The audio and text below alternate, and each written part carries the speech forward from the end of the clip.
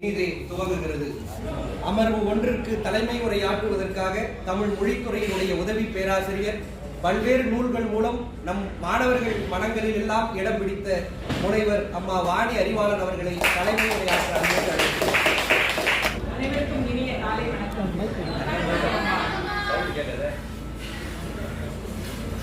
சென்னை பல்கலைக்கழக தமிழ் இலக்கிய துறையில் பெருமதிப்பிற்குரிய ஆலந்தூர் மோகனரங்கன் ஐயா அவர்களே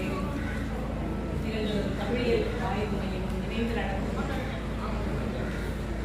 கருத்தரங்கம் இனிதே என்ன கருத்தரங்கம்? படைப்பிலக்கிய வரலாற்றில் நீதிபதி நூல் புகழேந்தி ஐயா அவர்களுடைய படைப்பிலக்கியங்கள் பற்றிய ஆய்வரங்கம். எனது மாமா பேராசிரியர் க. அரவாணர் அவர்களின் புகழ்பெற்ற வாசகம் ஒன்று உண்டு. வரலாற்றை படித்தல் வேண்டும், வரலாற்றை படைத்தல் வேண்டும், வரலாறாகவே வாழ்தல் வேண்டும் என்றார். அந்த வாசகத்திற்கு எடுத்துக்காட்டாக வாழ்ந்தவர் என் மாமனார் பேராசிரியர். அவ்வாறே வாழக்கூடிய சான்றோர் பெருமக்களுள் ஒருவர் ஐயா புகழேந்தி ஐயா அவர்களுடைய சிறப்பை தொடக்க விழாவில் பலரும் கூற கேட்டீர்கள். பன்முக படைப்பாளர். அதனாலதான் ஒரு கவிதை இலக்கிய வரலாற்றிலோ இல்லைன்னா ஒரு புதின இலக்கிய வரலாற்றிலோ சொல்லாம படைப்பிலக்கிய வரலாற்றில் அப்படின்னு நம்ம கருத்தரங்கத்தின் தலைப்பை சத்தமா பேசிக்கிட்டு இருக்கேன். வாய்ப்பு படைப்பிலக்கிய வரலாற்றில் நீதிபதி புகழேந்தி என தலைப்பிட்டதன் காரணம் அதுதான். ஐயா அவர்களின் படைப்புகள் பன்முகமூர்த்தியானது. பன்முக படைப்பிலக்கியவாதி, சிறுகதை, புதினம், ஆங்கில நாவல்கள் எழுதியுள்ளார், திரைப்படம் இயக்கியுள்ளார், ஆவணப்படங்களை இயக்கியுள்ளார். இப்படிப்பட்ட பன்முக ஆற்றல் வாய்ந்த ஐயா அவர்களின் இந்த கருத்தரங்கில் இந்த தொடக்க விழாவில் வெளியிட்ட நூல்களே அதற்கு சான்று.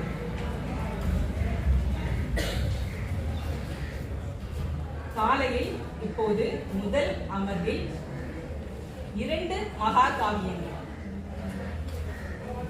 பற்றிய ஆய்வுரைகள் வழங்கப்படவிருக்கின்றன. பாவேந்தர் வீர பெருங்காவியம் என பாவேந்தரை பற்றிய ஒரு பெருங்காவியமும், வெள்ளத்தாண்டவம் வரலாற்று மகாகாவியம், அதாவது 2015 சுனாமி என்ற ஒரு பேரலை வந்து புரட்டி போட்டதல்லவா, அதனை கருவாக கொண்டு அமைக்கப்பட்ட ஒரு புதினம் வெள்ளத்தாண்டவம். அதனை காவியமாக படைத்துள்ளார். இப்படி 2 பெருங்காவியங்களை பற்றிய ஆய்வுரைகள் தான் இந்த முதல் அமர்வில் உங்களிடையே வழங்கப்படவிருக்கின்றன. அவற்றுள் வெள்ளத்தாண்டவம் மகாகாவியம் பற்றிய ஆய்வுரையை நம்மிடையே வழங்க வந்திருப்பவர் காட்டாங்குளத்தூர் SRM அறிவியல் மற்றும் தொழில்நுட்பம் கல்வி நிறுவனத்தின் தமிழ்துறை அறிவியல் மற்றும் கலையியல் குலத்தின் தலைவர் இணை பேராசிரியர் பா. ஜெய் கணேஷ் அவர்களை ஆய்வுரையை வழங்க வருமாறு அன்போடு அழைக்கிறேன். அனைவருக்கும் அன்பான காலை வணக்கம். வணக்கம். ரொம்ப மகிழ்ச்சி. 2001 இருந்து 2010 வரைக்குமான காலகட்டத்தில் இதே தமிழ் இலக்கிய துறையில இந்த எதிர்பக்கமா உட்கார்ந்து இதே வணக்கத்தை சொன்னவன் தான் நானு.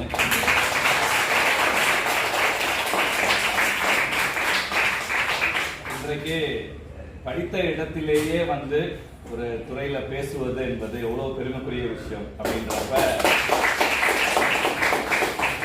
ஒவ்வொரு முறையும் நான் சென்னை பல்கலைக்கழக அந்த இடத்துக்கு இந்த அரங்கத்துக்குள்ள வந்து நிக்கிறப்ப நான் அதை ரொம்ப உணர்வு பூர்வமா நான் வந்து அதை அனுபவிக்கிறேன்.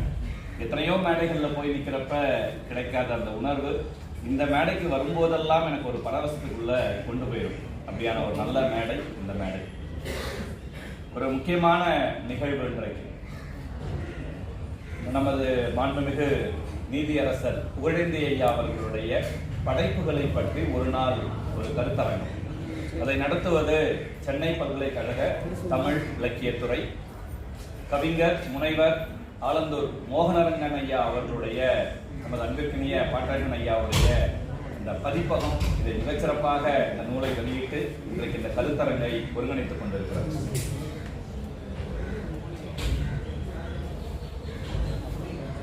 ஒரு நீதிபதியாக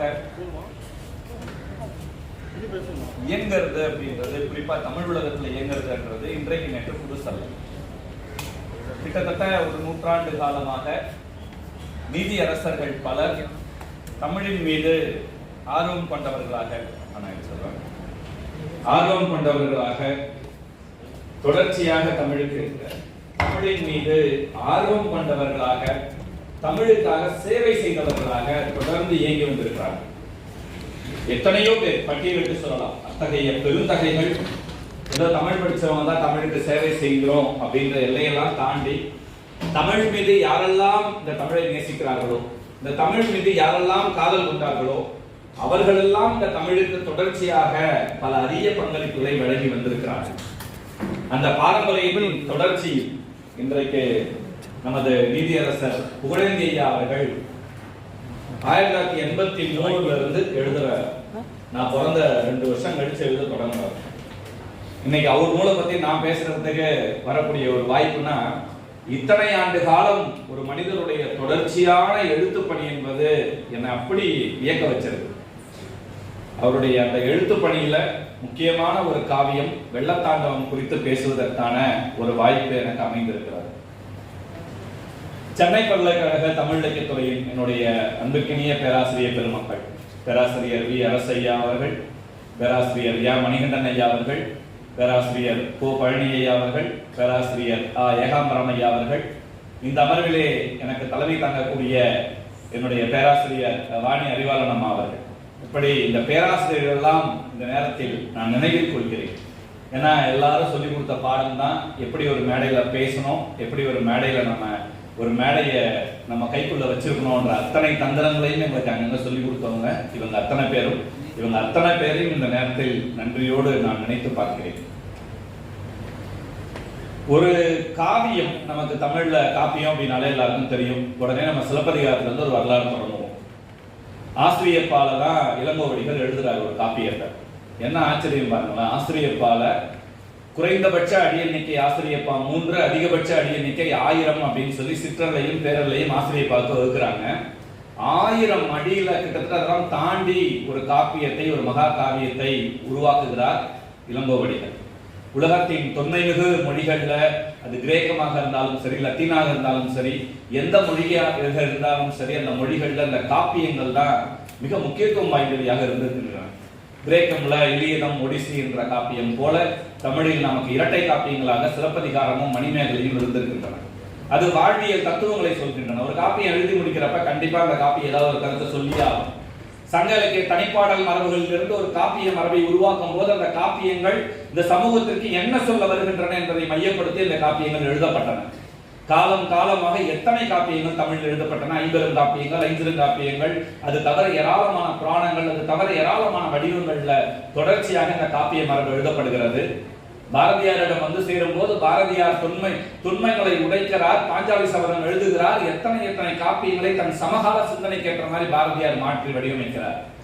அதன் தொடர்ச்சியில் 20ஆம் நூற்றாண்டு முடிந்து 21ஆம் நூற்றாண்டில் கூட அந்த பழைய யாப்போடியத்தில் காப்பியங்களை எழுதி கொண்டிருக்கிறவர்கள் இருக்கிறார்கள் என்று நினைக்கும் போது அது ஆச்சரியமாக இருக்கிறார். நான் அந்த கட்டுரையில் அதுதான் முதல்ல குறிப்பிட்டேன்.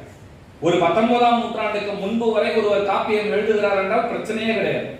சரி, 20ஆம் நூற்றாண்டு பாதியில் எழுதுறாரு கூட பிரச்சனையே கிடையாது. ஏன்னா வெண்பா, ஆசிரியப்பா, கலிப்பா, வஞ்சிப்பா, விருத்தப்பா அத்தனையிலும் பெரும்பாலும் மத்தபடியாக இருப்பார்கள். பிரச்சனை கிடையாது, எழுத முடியும். உட்கார்ந்தாங்கன்னா அவங்களால வேகமா ஒரு யாப்பை எழுத ஆரம்பிச்சாங்கன்னா எழுத முடியும். நான் கம்பனை பல நேரங்களில் வியந்து பார்க்கிறேன். ஏன் கம்பனை வியந்து பார்க்கிறேன்? 10,000 பாட்டு ஒரு மனுஷன் விருத்தப்பா, விருத்தத்திற்கு ஒரு உயர் கம்பன் அப்படின்னு சொல்றாங்க. இதோட தொடக்க புள்ளி சீவக சிந்தாமணி நம்ம திருத்தக்க தேவரிலிருந்து தொடங்கினாலும் இதோடைய உச்சம் ஒன்று சொல்லுவாங்க. அந்த உச்சத்தை தொட்டவர் யாருன்னா நமக்கு கம்பர் தான். அதாவது எத்தனை விதமான வடிவங்கள் அதுக்குள்ள அவர் எழுதுறாரு. நமக்கு பார்க்கறப்ப அப்படி ஆச்சரியமா இருக்கு. ஒரு சில இடங்கள்லாம் நம்ம பார்க்கறப்ப வந்து வெய்யோன் ஒளி தன் மேனியின் விரிசோதியின் மறையே பொய்யோ என்னும் இடையாளோடும் இல்லையானோடும் போனான் மையோ மரகதமோ மதிகடிலோ மழை முகிலோ ஐயோ இவன் என்பதோர் அழிய அழகுடையார். இந்த மாதிரி ஒரு வடிவத்தை எழுதுறப்ப அவருக்கு எவ்வளவு அந்த வார்த்தைகள் எழுதப்படுறாங்க. ஓலைச்சுவடியிலிருந்து பதிப்பிக்கிறப்ப இன்னைக்கும் கம்பராமாயண பதிப்புகள்ல ஏராளமான சிக்கல்கள் இருப்பதற்கு ஒரே காரணம் தெரியுங்களா? அதுக்கு இடையில யார் யாரெல்லாம் எழுதி சேர்த்துட்டு போனான்னு யாருக்குமே தெரியாது. 10,000 பாட்டு கிடைக்குது, 10,500 பாட்டு கிடைக்குது, என்னென்னமோ வடிவங்கள்ல கிடைக்குது. ஆனால் எந்த பாட்டும் கம்பன் எழுதவில்லை என்று சொல்லாத மாதிரி எழுதி வச்சுட்டு போயிருக்காங்க. அதான் அந்த வடிவத்தோடைய மிக முக்கியமான வடிவம். விருத்தப்பா தன்னை இழுத்து விடும் அப்படின்னு சொல்லுவாங்க. அப்படியான ஒரு வடிவத்தில் இந்த காலகட்டத்தில் ஒரு காவியத்தை எழுதுகிறார் நமது நீதியரசர் புகழேந்தி ஐயா அவர்கள்.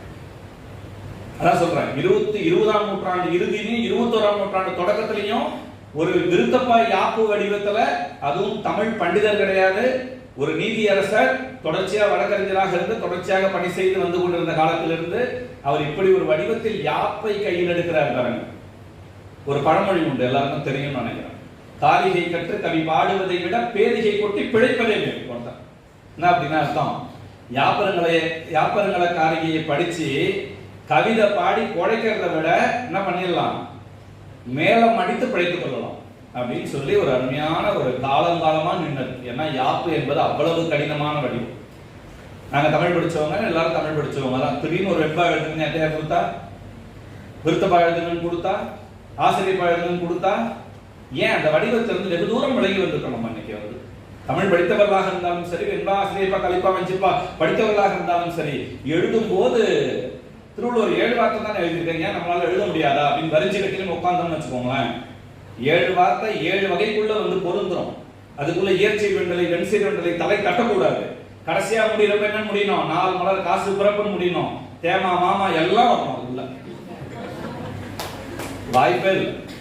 ஒரு மனிதர் திருவள்ளுவர் ஒரு 7 சொற்களை கொண்டு ஒரு பாருங்க எத்தனை தலைமுறையை வாழ வச்சுட்டு இருக்கிறாரு. அவரை வச்சு உரை எழுதுறாங்க, அவரை வச்சு ஆய்வு செய்யறோம், அவரை பதிப்பிச்சாங்க. ஒரு மனிதர் ஒரு 1330 திருக்குறளை எழுதி வச்சுட்டு காலம் கடந்த அத்தனை பேருக்கும் பேர் வாங்கி கொடுக்கிறார். பரிமேலழகர்னு ஒருத்தர், திருவள்ளுவர் ஒருத்தர் இல்லைன்னா இல்ல. மணக்குடவர்னு ஒருத்தர், திருவள்ளுவர் இல்லைன்னா ஒருத்தர் இல்ல. எல்லீஸ்னு ஒருத்தர், திருவள்ளுவர் இல்லைன்னா ஒருத்தர் இல்ல. எத்தனை உரையாசிரியர்கள், எத்தனை பதிப்பாசிரியர்கள், அத்தனை பேரையும் வாழ வைத்த மாபெரும் பெருமை யாருக்கே உண்டு. ஒரு ஒரு மனுஷனை பாருங்க, தன் அடையாளத்தோடு தன்னை சுற்றி இருக்கக்கூடிய அடையாளத்தை உருவாக்குபவன் ஒரு மனிதன். நான் பெரும்பாலும் திருவள்ளுவர் நினைக்கலாம் வியந்து போவேன். நம்மளாம் யாரா இந்த பூமியில பிறந்து பாரமா இருக்குன்னு எனக்கு சிலதான் தோணும். வந்து இந்த மனிதர் ஒரு 1330 குறளை வச்சுக்கிட்டு இப்படி விளையாடி இருக்கிறார் யாப்புக்குள்ள அப்படின்றப்ப ஆச்சரியம். யாரும் தொடாததை திருவள்ளுவர் தொட்டார். தொட்டதை காலம் முழுக்க கடத்தி சென்று ஒரு 3 வயசு புள்ள கிட்ட 1330 திருக்குறளை மனசுக்குள்ள நிறுத்தினார்ல, அவ்வளவு பெரிய சாதனை. அது வந்து மனப்படமா ஒப்பிக்கிற அந்த புள்ள அறிவார்ந்த தளத்திலையும் பேசுறாங்க, இத்தனோடு புள்ளையும் அந்த மனப்படமா ஒப்பிக்கிற அந்த வடிவத்தை, அந்த அறத்தை, அந்த பொருளை, அந்த காமத்தை எவ்வளவு அழகா நுணுக்கமா அவர் பேசியிருக்கிறான்றப்ப நான் இன்றைக்கும் ஆச்சரியமா பார்க்கிறேன். அதேதான் நான் ஐயாயிரத்து அவர்களுக்குள்ள பார்க்கிறேன். என்ன பார்க்கிறேன் அப்படின்னா, ஒரு யாப்பு வடிவத்திற்குள்ளாக ஒரு சமகால நிகழ்வை பதிவு செய்தல். என்ன பதிவு செய்யறாரு? வெள்ளம் எல்லாருக்கும் தெரியும். நமக்கு நவம்பர் டிசம்பர் மாசம் ஆனாலே போதும், வேளச்சேரியா கொஞ்சம் முதல் மாடிக்கு போய் உட்கார்ந்துக்கோங்க. வேற ஏதாவது பக்கமா அந்த முடிச்சூரோட முடிச்சூர் முழிக்கிறோம். சரி, இந்த பக்கம் எங்கேயாதா கொஞ்சம் ஜாக்கிரதையா வாழ்ந்துக்கோங்க. ஊர்ல இருக்கிற சொந்த பந்தம்லாம் மழை பெய்ய ஆரம்பிச்சா நமக்கு ஒரு கால் வரும், தம்பி எங்கடா இருக்கிற, எங்க இருக்கிற? முதல் மாடியில மொட்டை மாடியில உச்சியில உட்காந்து இருக்கிற, மழை பெய்ஞ்சிட்டு இருக்கு. இந்த அனுபவம் எல்லாருக்கும் கிடைக்கும். ஆனா 2015ல நானும் தான் அந்த வெள்ளத்தை சந்திச்சிருக்கிறேன். இங்க இருக்கிற எல்லாரும் சந்திச்சாங்க. அந்த வெள்ளத்துல பல பேர் காணாம போனாங்க, தொலைஞ்சு போனாங்க, இறந்து போனாங்க. ஆனா இது எல்லாத்தையும் ஒருத்தர் ஒரு காவியமா மாற்றணும்னு யோசிக்கிறாங்க பாருங்க. ஒரு முறை பேராசிரியர் மணிகண்டன் ஐயா சொன்னார், ஒரு முறை வந்து, அதாவது ராஜராஜ சோழன் சிலை மழையில் நனைகிறது என்று இங்குலாப் ஐயா கவலைப்பட்டு ஒரு கவிதை எழுதினார். அது இல்ல, ராஜராஜ சோழன் சிலை மழையில் நனைகிறது ஒரு போராட்டம் நடக்குது. இங்குலாப் ஐயா அதே சமயத்துல கண்மணி ராஜன் ஒரு கவிதை எழுதினான்னு சொல்லி ஐயா ஒரு முறை சொன்னாங்க. இந்த சமகாலத்தை பற்றி நினைக்க வேண்டும் ஒரு கவிஞனாக இருப்பவர். என்றைக்கோ இருக்கக்கூடிய ஒரு விஷயத்திற்கு காவியம் பாடுவதை விட தன் சமகாலத்தில் தன் சுற்றுப்புற சூழலில் நடக்கக்கூடியவற்றை எடுத்து ஒரு காவியம் படைக்க வேண்டும் என்ற சிந்தனை இங்கு எத்தனை பேருக்கு வந்து விடுகிறது? அது ரொம்ப முக்கியமான விஷயம் நான் நினைக்கிறேன். என்னை சுற்றி நடக்கிற, என்னை சுற்றி செயல்படுகிற என்னுடைய சமகால சிக்கல்களை நான் என்னுடைய படைப்புகள், நான் ஒரு படைப்பாளனாக இருந்து கொண்டு வந்தனால நான் படைப்பாளன், இல்லைன்னா நான் படைப்பாளன் இல்லை. அந்த வெள்ளத்தை 2015 வெள்ளத்தை 2004ல் இதே கட்டடத்தில் எதிர்க்கணும்னு சுனாமியை சந்திச்சவங்க நாங்க. இதே கட்டடம் 2004 சுனாமி. ஆனா எனக்கு ஏதாவது எழுதணும்னு தோணுச்சா? இல்ல. அன்னைக்கு ஜேஆர்எஃப் எக்ஸாமுக்கு பச்சை பஸ் காலையில் எக்ஸாம் நடந்துருக்கு. அதை பற்றியான கவலை மாணவர்கள் போனவெல்லாம் வரானான்ட்டு நான் அங்க போய் நின்ட்டேன். அங்க சொல்றாங்க சுனாமி, இந்த கடல் மெரினா பீச், நான் 2001 2004 இந்த மெரினா பீச்சுக்கு தான் அடிக்கடி போறேன். அப்படியே ஒரு பையன் சொல்றான், அப்படியே ஒரு அலை மேல வந்து அப்படியே இந்த ரோட்ல விழுந்துச்சு அப்படின்னா நான் அவனை எப்படி பார்த்த பண்ணி வச்சு பாருங்களேன். டேய், ரோட்ல அலை அங்கிருந்து வந்து இப்படி விழுந்துச்சா? யாருக்கிட்டடா கதை விடுறேன்னு நான் பார்த்ததே கிடையாது. கடல் கோல் படிச்சிருக்கிறோம், எல்லாம் படிச்சிருக்கிறோம். ஆனா சுனாமின்றதை பத்தி முறையா நீங்க வாழ்க்கையில கேள்விப்படுறோம். அதை அவன் பச்சை பாஸ் காலேஜில் நின்றுட்டு அந்த தேர்வு நடக்கிற சமயத்துல அந்த மாணவர்கள் சொல்லிக் கொண்டிருக்கும் போது நான் அதை ஐயத்தோடு பார்த்தேன். நம்ம இங்க வந்து நின்று பார்த்த போதுதான் தெரிந்தது அந்த அந்த கடற்கரை சாலை முழுக்க எத்தனை உயிர்கள் இன்றைக்கு சென்றிருந்தன, எத்தனை வலி, எத்தனை ரணம், எத்தனை சிக்கல்கள், எத்தனை அழுகுறல்கள், எத்தனை வியாபாரம் தொலைஞ்சு போச்சு. அத்தனையும் இந்த சாலைகள் நின்று பார்க்கும்போது அவ்வளவு துயரம் மிகு ஒரு நாள். அந்த கடற்கரையை முதன்முறையா அப்படி ஒரு வறண்ட நிலையோட நான் பார்த்தது அந்த முதல் முறை. கிட்டத்தட்ட எனக்கு 3 ஆண்டுகள் ஆச்சு அந்த பக்கம் நான் கால் எடுத்து வைக்கிறது. நான் கால் எடுத்து வைக்கிறது 3 ஆண்டுகள் ஆச்சு. ஏன்னா பயம். அதுக்கு பிறகு ஒரு 20 முறை அறிவிப்பு வந்திருக்கும், எங்கேயாவது நடந்துக்கம் வந்தா இங்க ஓடு அப்படின்வாங்க, ஓடி போய் பார்த்துருப்பாங்க. இதே கட்டடத்துல அந்த 3 ஆண்டுகள். அதுக்கு பிறகு மெதுமெதுவாக அந்த கடலை நம்பினேன், மெதுமெதுவாக காலை வைத்தேன், மெதுமெதுவாக அந்த பக்கம் போனேன். அதுக்குள்ள இயற்கையை அப்பதான் ரசிக்க ஆரம்பிச்சேன். எனக்கு அந்த கடல் எனக்கு அச்சுறுத்தலாக மாறியது. அன்னைக்கு அந்த டி நகர்ல இருந்து ஐயா வீட்டு கிளம்புறாங்க, கூட்டம் முடிச்சு கிளம்புறாங்க, பாட்டழகன் ஐயாவோட கிளம்புறாங்க. கிளம்பும் போது மெதுமெதுவாக பெய்ய தொடங்கிய மழை அவரை நடுவில் ஒரு இடத்தில் நிறுத்தியது. வீட்டுல இருந்து பதறாங்க. வீட்டுக்கு அவர் போய் சேர்றதுக்குள்ள அன்றைக்கு ஐயாவுடைய அந்த உயிர் பதைவதைத்த தருணம் இருக்குல்ல, அந்த பதைவதைப்பு தான் இந்த வெள்ளத்தாண்டவம் என்கிற காவியம். யோசிச்சு பாருங்க, ஒரு மனிதனுடைய பதைவதைப்பு நிச்சயமா கை தரலாம். ஏன்னா நான் வந்து அவ்வளவு ரசிச்சு படித்தேன். முதல்ல ஐயா எனக்கு சொல்லும் போது நமக்கு எனக்கு இந்த வடிவம் புது கவிதைனா எளிமையா எழுதிடலாம, இதை பத்தி கற்ற எழுதுவது ரொம்ப சிக்கலா இருக்குமே அப்படின்னா எனக்கு தோணுச்சு முதல்ல வந்து. ஆனா இதை படிக்கும் போது எனக்கு ஒண்ணுமே தோணல. ஏன்னா என் காலத்து நிகழ்வுகளை நானே கண்முன் பார்த்து கொண்டிருந்தா எப்படி இருக்குமோ அப்படி ஒரு காவியம் படிச்சேன். எப்படி கோவலனும் கண்ணகியும் மாதவியும் ஒரு சில இளங்கோவடிகளுடைய உருவத்தில் அப்படியே நம்ம காட்சியா மாறுறாங்களோ, அதுல வர மாதிரி இதுல வரக்கூடிய அந்த கதாபாத்திரங்கள் இருக்கு பாருங்களேன். அந்த கதாபாத்திரங்கள் கண்ணுக்கு முன்னாடி அப்படியே தெரியுது. அப்படியே நான் வந்து அதை நேரடியா உணர்ந்தேன். ஒரு சமகால நிகழ்வை ஒரு சமகால மொழி இல்லாமல், ரொம்ப முக்கியம், ஒரு பழைய ஒரு யாப்பின் அடிப்படை கொண்டு ஒரு காவியமாக மாற்றிய நீதிபதி புகழேந்தி ஐயாவுடைய இந்த வெள்ளத்தாண்டவம் என்கிற நூல் உண்மையிலேயே ஒரு வரலாற்று மகா காவியம் அப்படின்னு நான் சொல்லுவேன். அத்தகைய அத்தனை தகுதியும் இந்த காவியத்துக்கு இருக்கிறது. ஒரு ஐயா முன்னாடி நீதிபதி ஐயா பேசுறப்ப சொன்னாங்க, இதோட சுருக்கம் கதை சொன்னாங்க. இதுல என்னன்னு பாருங்களேன், நம்ம எல்லாம் செய்தித்தாள்களை கடந்து போவோம். எல்லாரும் தனி ஒருவன் படம் பார்த்திருக்கீங்களா? நிச்சயமா அது ஒரு முக்கியமான விஷயம். எதை அடிப்படையாக வச்சு அந்த படம் நகர்த்தி கொண்டு போவாருன்னு தெரியும். செய்தித்தாள் தான் ரொம்ப முக்கியமான விஷயம். நமக்கு தான் பெரும்பாலும் இந்த படங்கள் எல்லாம் போச்சு. அது என்னைக்கு இந்த கையில என்னது இந்த 6ஆம் விரல் வந்து தொலைஞ்சதோ அன்னைக்கே இந்த செய்தித்தாள்கள்ல இருந்து ரொம்ப தூரம் பயணிச்சு போயிட்டு நம்ம வந்து. ஆனா நம்ம முன்னோர்கள் இருக்கிறாங்க பாருங்க, பெரியவங்க, அவங்க ஒத்த வார்த்தை விடாம வச்சுட்டு இருப்பாரு. ஒரு ஒரு சலூன் கடையிலும் ஒரு சாதாரண ரோட்டு சாலைகளில் இருக்கக்கூடிய தேநீர் கடைகளிலும் உட்கார்ந்து கொண்டு ஒரு வயது 80 வயது மூத்த பெரியவர் உட்கார்ந்து ஒரு எழுத்து விடாம இப்படி படிச்சுட்டு இருப்பார் உட்கார்ந்து பேப்பர். ஏன்? அவருக்கு இந்த இதெல்லாம் பெரும் தொல்லை. அவருக்கு இதெல்லாம் அவர் கையாளவே முடியாது, பெரிய சிக்கல். ஒரு குழந்தை இந்த செய்தித்தாள்களை வாசிக்கிறதுல அவருக்கு கிடைக்கிற ஒரு பேரானந்தம் இருக்கு பாருங்களேன். உலகத்துல அவருக்கு எதை கொடுத்தீங்கன்னா அவருக்கு கிடைக்காது வந்து. அதுக்காக ஒரு 2-3 பேர்கிட்ட வெயிட் பண்ணுவாங்க. அந்த பேப்பரை 4 பிரிச்சுக்குவாங்க. பிரிச்சு நீ படி நான் படி அப்படின்னு சொல்லி படிச்சுட்டு இருப்பாங்க. இந்த செய்திகள் அடுத்த நாள்ல இருந்து அந்த செய்திகள் இருக்கு பார்த்தீங்களா, அத்தனை செய்திகளும் தொகுத்து பின்னாடி ஆவணப்படுத்துற டாக்குமெண்டேஷன். இத வெள்ளம் பத்தி நான் உண்மையாலுமே எனக்கு தெரியாத பல விஷயங்களை அந்த 2015 நடந்த வெள்ளத்தை பத்தி நான் இதை படிச்சு நிறைய விஷயம் தெரிஞ்சுக்கிட்டேன். அதுக்கு முன்னாடி காவியத்தை படிச்சு அதுக்கப்புறம் தான் படிக்க வந்தேன். ஒரு கற்பனை, இந்த பக்கம் நிஜம், ரெண்டுத்தையும் இணைக்கிறது ரொம்ப சாதாரண விஷயம் இல்லை. சினிமாவில் அடிக்கடி ஒரு வசனம் போடுவாங்க. என்ன போடுவாங்க? இது ஒரு உண்மை கலந்த கற்பனை கதை அப்படின்னு சொல்லுவாங்க. உண்மை கலந்த கற்பனை கதை. இது எல்லாமே உண்மைதான். கற்பனைன்றது ரொம்ப கம்மி. அவர் கதாபாத்திரங்களுக்காக கற்பனை ஐயா வந்து தெரிவு செய்து கொண்டார், அவ்வளவுதான். மற்றபடி இதுல வரக்கூடிய எல்லா கதாபாத்திரங்களுமே ரொம்ப முக்கியமான, ரொம்ப அழகான அவர் உருவாக்கிய கதாபாத்திரங்கள். சென்னை இன்னைக்கு தெரியும் உங்களுக்கு. இப்பெல்லாம் வந்து கிளாம்பாக்கம் என்னைக்கு பேருந்து நிலையம் வந்துச்சோ இப்ப சொல்ல ஆரம்பிச்சிட்டாங்க, சென்னைக்கு அருகாமையில் திண்டிவனத்தில். சென்னைக்கு அருகாமையில் எது வந்துருச்சு? இப்ப திண்டிவனம் இப்ப வந்துருச்சு. கிளாம்பாக்கம் வந்த கையோட இன்னைக்கு சென்னைக்கு அருகாமையில் திண்டிவனம். நான் வரும்போது சொல்லி கொண்டு வந்தேன், ஒரு மகிழுந்து ஓட்டுநர் கிட்ட பேசிட்டே அவர்கிட்ட சொன்னேன், இந்த வளைவு அடையாத வளைவுலாம் திரும்புறப்ப 2001 எப்படி பார்த்தோமோ அதே மாதிரி தான் இப்பயும் அந்த இடத்தை பார்க்கிறேன். அதே அளவு தான் இருக்குது. அதே வண்டிகள் வாகனங்கள் சென்று கொண்டே இருக்கிறது. வந்து ஒரு நெரிசல் மிகுந்த நகரம். இன்னைக்கு பெங்களூர்லாம் கம்பேர் பண்றப்ப சென்னை பரவாயில்ல, ஆனாலும் ஒரு நெரிசல் மிகுந்த நகரம். இத்தனை பல்வேறு நெருக்கடிக்குள்ளே இந்த மனிதர்கள் இந்த சென்னைக்குள்ள வாழ பிடிக்குது. ஏன் பிடிக்குன்னா இந்த மண் ஏதோ உங்களை இழுத்து வச்சிருக்கு.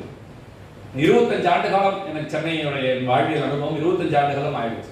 இந்த சென்னைக்கும் எனக்குமான உறவை பார்க்கிறப்ப அவ்வளவு பயங்கரம். இந்த சென்னை இந்த சென்னை களத்துக்குள்ள அத்தனை துயரமும் நிகழ்ந்தது. ஆனா அதெல்லாம் தாண்டி இந்த மண்ணு திரும்ப திரும்ப இழுத்து நம்ம உள்ள போட்டுட்டே இருக்குன்னா இந்த வாழ்வாதாரம் இருக்குல்ல, அந்த வாழ்வாதாரம் தான் முக்கியம். இந்த வெள்ளத்தாண்டவம் இந்த சென்னை சின்ன சென்னையில இருந்து இன்னைக்கு பெரிய சென்னையா அது பயங்கர பெருசா இன்னைக்கு மாறி இருக்கு. ஒரு இடம் வாங்குவது என்பது சாதாரண விஷயம் இல்லை. ஒரு 1/2 அடி, ஒரு 1/4 சென்ட், 1/2 சென்ட் இடம்லாம் வாங்குறதுன்றது உங்களுக்கு எல்லாம் தெரியும். நான் வேளச்சேரி போனப்ப 2003 போனப்ப சொன்னாங்க ஒரு இடம் வாங்கி போட்டிருக்கலாம் அன்னைக்கு. ஏன்னா அன்னைக்கு அது வெறும் காடு. உலக தமிழ் அரசு நூலகம் போறதுக்கு ஒத்தையடி பாதை தான் இருக்கும். அக்காக்கெல்லாம் தெரியும், எல்லாரும் நாங்க போறப்ப அந்த வழிதான். ஆனா இன்னைக்கு பாருங்களேன், அது என்ன ரோடு? இந்த ரோடு OMR சாலை இருக்குல்ல, இன்னைக்கு இங்க தொடங்குச்சுன்னா, அந்த மத்திய கலச தொடங்குச்சுன்னா அது நிறைவு பெறும் இடம் பாத்தீங்கன்னா ஒரு பிரம்மாண்ட சென்னையின் சாலை. நான் பார்த்த அன்னைக்கு ஒரு காலத்துல அது ஒரு 2 பஸ் ரொம்ப சிரமப்பட்டு தான் போகும் அப்படி ஒரு இடம். ஆனால் இன்றைக்கு அதிகமாக தண்ணீர் மழை பெய்யறப்ப சிக்கல் ஏற்படக்கூடிய சாலை எதுவா இருக்குது? இன்னைக்கு இந்த சாலையெல்லாம் இன்னைக்கு மாறி போச்சு. வேற வழியை தவிர்க்கவே முடியாது. சில இடங்களை வந்து நீங்க ஒரு இடம் வாங்குவதற்காக ஒரு அரசு ஊழியர் தன் வாழ்நாளெல்லாம் நேர்மையாக இருந்த ஊழியர், ரொம்ப குறிப்பாக பதிவு செய்யற காப்பியத்தை வந்து நேர்மையாக இருந்த ஊழியர் அந்த காசை கொண்டு போய் சென்னைக்குள்ள இடம் வாங்க முடியாம சென்னை புறநகர்ல போய் இடம் வாங்குறாரு. சென்னை புறநகர்ல வரதராஜபுரத்துல போய் ஒரு இடம் வாங்குறாரு. அந்த இடம் வாங்கும் போது அவருக்கு மொத்தம் அந்த குடும்பத்துல அவரு ஒரு மனைவி பவளத்தம்மாள், மொத்தம் 3 பிள்ளைகள். அழகான தமிழ் பேரை சொல்றாரு ஐயா வந்து எல்லாருக்குமே அந்த காவியத்துல அழகான தமிழ் பெயர்கள். ஏன்னா அவருடைய கற்பனை கதாபாத்திரங்கள் அத்தனை அது அழகான தமிழ் பெயர்கள் சூப்பர். அந்த இடம் வாங்குற அன்னைக்கே ஒரு 2 நாள்ல கதை தொடங்கிருக்கு. மழை பெய்கிறது, மழை பெய்ய ஆரம்பிக்கிறது. 2015 டிசம்பர் மாசம் மழை பெய்ய தொடங்குது. மழை பெய்ய ஆரம்பிக்க அவர் வார்த்தைகள் தான் அந்த மழை எனக்குள்ள இறங்க ஆரம்பிக்குது. சில நேரத்தில் வெயில் பற்றி படிச்சுக்கிட்டே இருக்கணும்னு வச்சுக்கோங்களேன். எஸ் ராமகிருஷ்ணனோட நெடுங்குருதி நாவல் நான் படிச்சுட்டு இருக்கும் போது முழுக்க வெயில் அப்படின்னு ஒரு பதிவு பண்ணிட்டே இருப்பார். அந்த வெயில் எனக்குள்ள மெதுவா இறங்கி இறங்கி இறங்கி மே மாச வெயில் மாதிரி ஒரு அடி போட்டு நம்ம மனசுக்குள்ள. அதான் நாவலுடைய வேலை. நாவல் படிக்கிறது எதுக்கு அப்படின்னா, நம் வாழ்க்கையில் நாம் அனுபவிக்காத பல விஷயங்களை நாமெல்லாம் நினைச்சிருக்கோம் நமக்கு தான் வாழ்க்கையில பெரிய பிரச்சனை நினைச்சிட்டு இருக்கோம். நீங்க ஒரு சோழர்களுடைய நாவலை படிச்சு பாருங்க, ஒரு கோவிலுடைய நாவலை படிச்சு பாருங்க, ஏதோ ஒரு ஒடுக்கப்பட்ட சமூகத்தை சேர்ந்த ஒரு மனிதனுடைய நாவலை படிச்சு பாருங்களேன், அது உங்க வாழ்க்கையை விட பயங்கர மோசமான வாழ்க்கையா இருக்கும். அப்ப நான் திருப்தி அடைஞ்சுக்குவேன், அப்பா நம்ம ரொம்ப நல்லா தான் இருக்கணும் அந்த வாழ்க்கையில. நம்மளோட கொடூரமான வாழ்க்கை தான் இந்த சமூகத்துல ஏற்பட்ட பேர் இருக்கு அப்படின்றப்ப அது ஒரு ஆறுதலை கொடுத்துரும். சில நேரத்துல ஏதாவது நமக்கு தோணுச்சுன்னா கூட நம்ம அதை தப்பிச்சு வெளில வந்துடலாம். நாவல் வாசிப்பது அது முக்கியமான விஷயம். காவியமும் அப்படிதான். இந்த மழையை படிக்க படிக்க படிக்க எனக்குள்ள இறங்கிச்சு பாருங்க. நான் கிட்டத்தட்ட இதை வந்து ஒரு 3 to 4 மணி நேரத்துக்குள்ள வெள்ளத்தாண்டவத்தை படிச்சு முடிக்கிறேன். அப்படியே எனக்குள்ள அந்த மழை பாதிப்பு, ஏற்கனவே நான் சென்னைக்குள்ள இருந்ததுனால எனக்கு கிடைத்த அந்த அனுபவம் எல்லாம் அப்படியே காட்சியா சீனா ஒரு திரைப்படத்துல பார்க்குற மாதிரி வந்து போச்சு முன்னாடி. வந்து யாரெல்லாம் மனிதர்கள் அன்றைக்கு துயர்பட்டார்களோ, யாரெல்லாம் அன்றைக்கு அடுத்தவர்களுக்கு உதவி செய்தார்களோ, அந்த வெள்ளத்தில் கூட யாரெல்லாம் திருடினார்களோ, ரொம்ப முக்கியமான விஷயம். எல்லா காலத்தையும் திருடுறோம், அதான் விஷயம். எங்க திருடுறான், எதுக்கு திருடுறான் அவனுக்கு தெரியவே தெரியாது. ஆனா திருடுறான். அன்னைக்கும் திருடினான், வெள்ளத்திலையும் திருடினான். ஆனால் எந்தவித மதம் சாதி பார்க்காமல் அடுத்த மனிதர்களுக்கு மனிதத்தோடு உதவி செய்தார்களோ, இது அத்தனையும் கற்றுத்தந்த ஒரு நூல் தான் இது. ஆக்சுவலா உலகம் முழுக்க நீங்க கவனிச்சு பாருங்களேன், இயற்கை பேரிடர்கள் வரும்போதெல்லாம் ஆதரவு கரம் நீட்ட வேண்டும் சொல்லி உலகம் முழுக்க ஒரு கோரிக்கை வரும். நீங்க கவனிச்சு பாருங்க, சமீபத்தில் நடந்த வயநாடு நிலச்சரிவு எத்தனை ஒரு ஒரு ஒரு 3 மாசத்துக்கு முன்னாடி வயநாடு என்றாலே வாய் பிளந்து பார்த்தவர்கள், வயநாடு ஒரு முறையாவது போய்விட மாட்டோமா என்று எண்ணியவர்கள், வயநாடு மாதிரி ரெசார்ட் அப்பா என்ன வியூ அப்படின்னு சொல்லி இந்த பிளாகர்ஸ் இருக்காங்கல்ல, நம்ம ஆட்கள், நம்ம அந்த ஷார்ட்ஸ் ரீல்ஸ் பண்ற ஆட்கள், அவங்க கொடுத்த டெம்ப்ட்ல நமக்கு போயிருந்தோம்னு வச்சுக்கோங்களேன், இயற்கை பேரிடருக்குள்ள நம்மளும் இல்லாம போயிடும். இன்னைக்கு பாருங்க, ஒரு பெரிய ஒரு பகுதியே இன்றைக்கு அழிந்து போயிருக்கு, நிலச்சரிவின் காரணமாக அழிந்து போயிருக்கு. இயற்கை பேரிடர் மருந்தெல்லாம் கைப்பிடிங்கன்றான். கேரளால மலையாளத்துல 2018 ஒரு படம் வந்துச்சு, 2018 ஒரு படம் வந்துச்சு, ஒரு மலையாள படம், எல்லாருக்கும் தெரியும். முழுக்க அது ஒரு வெள்ளத்தின் துயரத்தை பற்றியான ஒரு படம் அப்படின்னு சொல்லி அதை பத்தி பதிவு செஞ்சிருக்காங்க. இதே மாதிரி இந்த இவர் ஒரு படம் இருக்காரு, அந்த செல்போன் பிரச்சனைக்கு முன்னாடி ஒரு கோமாளின்னு ஒரு படம் இருக்காரு. இந்த கோமாளியில கடைசி காட்சி என்ன வச்சாரு தெரியுங்களா, ஒரு இயக்குனர் யோசிக்கிறாரு பாருங்களேன், ஒரு மனிதத்தை எங்க கட்டமைக்க முடியும் அப்படின்னா, ஒரு மனிதத்தை ஒரு பேரிடரின் துயரத்தில் இருந்தா கட்டமைக்க முடியும் அவர் யோசிச்சார். அங்கதான் அவர் நிக்கிறார். வந்து அப்படியே அந்த அம்மாவை, அந்த கர்ப்பிணி பெண்ணை கடத்தி அப்படியே கொண்டு போய் அந்த மருத்துவமனைக்குள்ள சேர்க்கிறப்ப எதிர்க்க தியேட்டர்ல 7 பேர் 700 பேர் அழுகுறோம். எதுக்கு அழுகுறான் யாருக்குமே தெரியாது. எதுக்கு அழுகுறோம், அது ரவிக்குமார் கொண்டாடி எல்லாருக்கும் தெரியும். அந்த படத்துல அவர் ஒரு நடிகர், அது நடிகை, எல்லாம் தெரியுது. எல்லாவற்றையும் மீறி எதிரில் இருக்கக்கூடிய கண்களில் கண்ணீர் வருகிறது. ஒரு கோமாளி இயக்குனர் வெற்றிப்பட இயக்குனரா மாறாரு அப்படின்னா, ஒரு இறுதி காட்சியில வைக்கக்கூடிய காட்சி தான் நின்று வச்சு பாருங்களேன். நான் ஆச்சரியமா பாருங்க, இந்த பேரிடர்கள் எல்லாம் எப்போதும் மனிதத்தை கட்டி காப்பாற்றி நிற்கின்றன என்பதை மீண்டும் ஒரு முறை வெள்ளத்தாண்டவத்தின் வழியாகவும் ஐயா சொல்லியிருக்கிறார். அதான் முன்னாடியே அழகா பதிவு பண்றாரு. இந்த சமூகத்துல ஒரு காவியத்தை எழுதுறப்ப நமக்கெல்லாம், உங்களுக்குலாம் தெரியும், சொந்தமாக ஒரு கவிதை எழுதுங்க. நமக்கெல்லாம் இருக்கிற பெரிய பிரச்சனையே, தொடக்கத்தில் நம்ம எல்லாம் என்ன கவிதை எழுதிருப்போம் உங்க அத்தனை பேருக்கு தெரியும். முதல் வார்த்தை என்ன வந்து விழும், அன்பே. தவிர்க்கவே முடியாது. இந்த யாராலையும் முதுகலையில நான் படிச்ச அன்னைக்கும் முறையா ஏதாவது எழுதி கொடுங்கன்னு கேட்டப்ப எனக்கு வந்த முதல் வார்த்தை ஒரு பேச்சுக்கு சொல்றேன், அன்பே. யார் அன்பேன்னு கேட்கக்கூடாது. 2வது 6 உயிரே. என்னது 2வது 6 உயிரே, நீயே என் தன் கனவே. பரிசுல போவோம். இதை தாண்டி நமக்கு வார்த்தை வராது. ஏன் வராதுன்னு தெரியாது. நம்ம வச்சுக்கிட்ட மந்திரம் பண்றோம், நமக்கு வரல. ஆனா படிக்க இந்த தமிழ் வாசிக்க அது இழுத்து உள்ள தள்ளி கொண்டு போய் நம்ம சேர்த்துறது பாருங்களேன். ஒரு காவியத்தை ஒரு ஐயா எழுதினான உண்மையான வாசிக்க என்னை பரவசமடைய செய்கிறது அந்த காவியம். வார்த்தைகள்ல அவ்வளவு வார்த்தைகள் எப்படி இதை கோத்தாருன்னு உட்காந்து நானெல்லாம் மண்டையை பிடிச்சி யோசிச்சுட்டு இருக்கேன். ஒரு மனுஷன் வெறும் செய்தித்தாள் இருக்கக்கூடிய குறிப்புகளை வச்சுக்கிட்டு ஒரு கதையா எழுதுறது, ஒரு உரைநடையில் எழுதிடலாம், பிரச்சனையே கிடையாது. ஐயா நினைச்சிருந்தாருன்னா இந்த மாதிரி உரைநடையில் ஒரு 500 பக்கத்தை எழுதி தள்ளிட்டு இருப்பாரு. அதை ஒரு யாப் அமைப்புக்குள்ள கொண்டு வந்து அதை நிலைநிறுத்தி அதை ஒரு வரிசை முறைக்குள்ள கொண்டு அதை சாப்டர் பண்ணி அதை எழுதுறதுன்றத நான் இன்னைக்கும் என்னால் அது முடியுமான எனக்கு வாய்ப்பா இருக்கு. அது நிச்சயமாக நீதிபதி புகழேந்தையாவை தான் முடியும்ன்றத நான் இந்த இடத்துல பதிவு செஞ்சா. ஒரு நல்ல காவியம், எந்த ஒரு காவியம் உங்களை தொந்தரவு செய்கிறதோ, எந்த ஒரு காவியம் உங்கள் வாசிப்பில் அது ஏதோ ஒரு மாற்றத்தை உண்டாக்குகிறதோ, எந்த ஒரு படைப்பு உங்கள் எண்ணங்களில் சில சிந்தனைகளை விதைக்கிறதோ அந்த படைப்பு நல்ல படைப்பு அப்படின்னு பொதுவாக நான் நம்புறேன். அப்படி ஒரு நல்ல படைப்பை வாசிச்ச திருப்தி எனக்கு இதுக்குள்ள கிடைச்சது. சமூக பிரச்சனைகளை பேசுறதுக்கு முன்னாடி சொன்னல, ஒரு காவியம் சமூக பிரச்சனைகளை பேசணும். ஐயாவது எங்க பேசுது அப்படின்னு பாத்தீங்கன்னா, இந்த ஆக்கிரமிப்புகள் ஒரு விஷயம் எல்லாருக்கும் தெரியும். ஆக்கிரமிப்புகள், பல வகையான ஆக்கிரமிப்புகள் இருக்கு. அதுல இந்த வெள்ளம் ஏன் தடைபடுது, ஏன் அங்க இருந்து கிளம்பின ஒரு நதி இங்க சேர மாட்டேங்குது முழுசா, அப்படின்னா எல்லாருக்கும் தெரிஞ்ச விஷயம் தான். இடையில நம்ம தான் என்ன பண்ணி வச்சிருக்கிறோம், ஆக்கிரமிச்சிட்டு. யார் நம்மனா? மனுஷ பயலர். யார் அது? மனுஷ பயலர். நம்ம தான் ஆக்கிரமிக்கிறோம். அந்த எல்லா மனுஷ பயலாவது முடியுமானா அது முடியாது. யாரோ ஆக்கிரமிப்பு பண்றதுக்கு யார் தகுதியும் திறமையும் வாய்ந்தாரோ அவங்களால அது முடியுது, சிறப்பா செய்யறாங்க. அது வேற விஷயம். அவங்க சரியா அதை பண்ணி வைக்கிறாங்க. அப்ப அதை மீறி வெள்ளம் சொல்லுது, நீ என்னடா நீ பெரிய ஆளா நான் பெரிய ஆளா அப்படின்னு சொல்லிட்டு சந்து பந்தெல்லாம் நுழைஞ்சு அடிச்சு அது ஏன்னா எங்க போய் சேரணும், அது நடணும். லட்சியம் எங்க? கடல் குறிக்கோள் எங்க? கடலுக்கு போனோம். அந்த கடலுக்கு நான் போயே தீர்வனி, எவ்வளவு வேணா தடு, உன்னை அடிச்சு வீழ்த்தி விட்டு நான் செல்கிறேன் அப்படின்னு சொல்கிறது.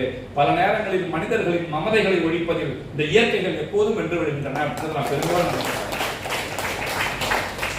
ஐயா எனக்கு ரொம்ப சில இடங்கள் வந்து அழகா ஒரு வடை சுட்டதெல்லாம் இவ்வளவு அழகா எழுதுவாங்க. வீட்டுல வடை சாப்பிடுறது, மருமக பிள்ளைக்கு வடை வைக்கிறாங்க. யோசிச்சு பாருங்களேன், மருமக பிள்ளைக்கு வடை வைக்கிறதுலாம் எழுத முடியுமாடா அப்படின்னா ரொம்ப அழகா அவர் எழுதுறாரு. சில இடங்கள்ல வந்து எனக்கு ரொம்ப படிக்கலாம் என்னடா ஒரு வடை கான்செப்ட் எல்லாம் இப்படி ஒரு காவியமா மாற முடியுமா?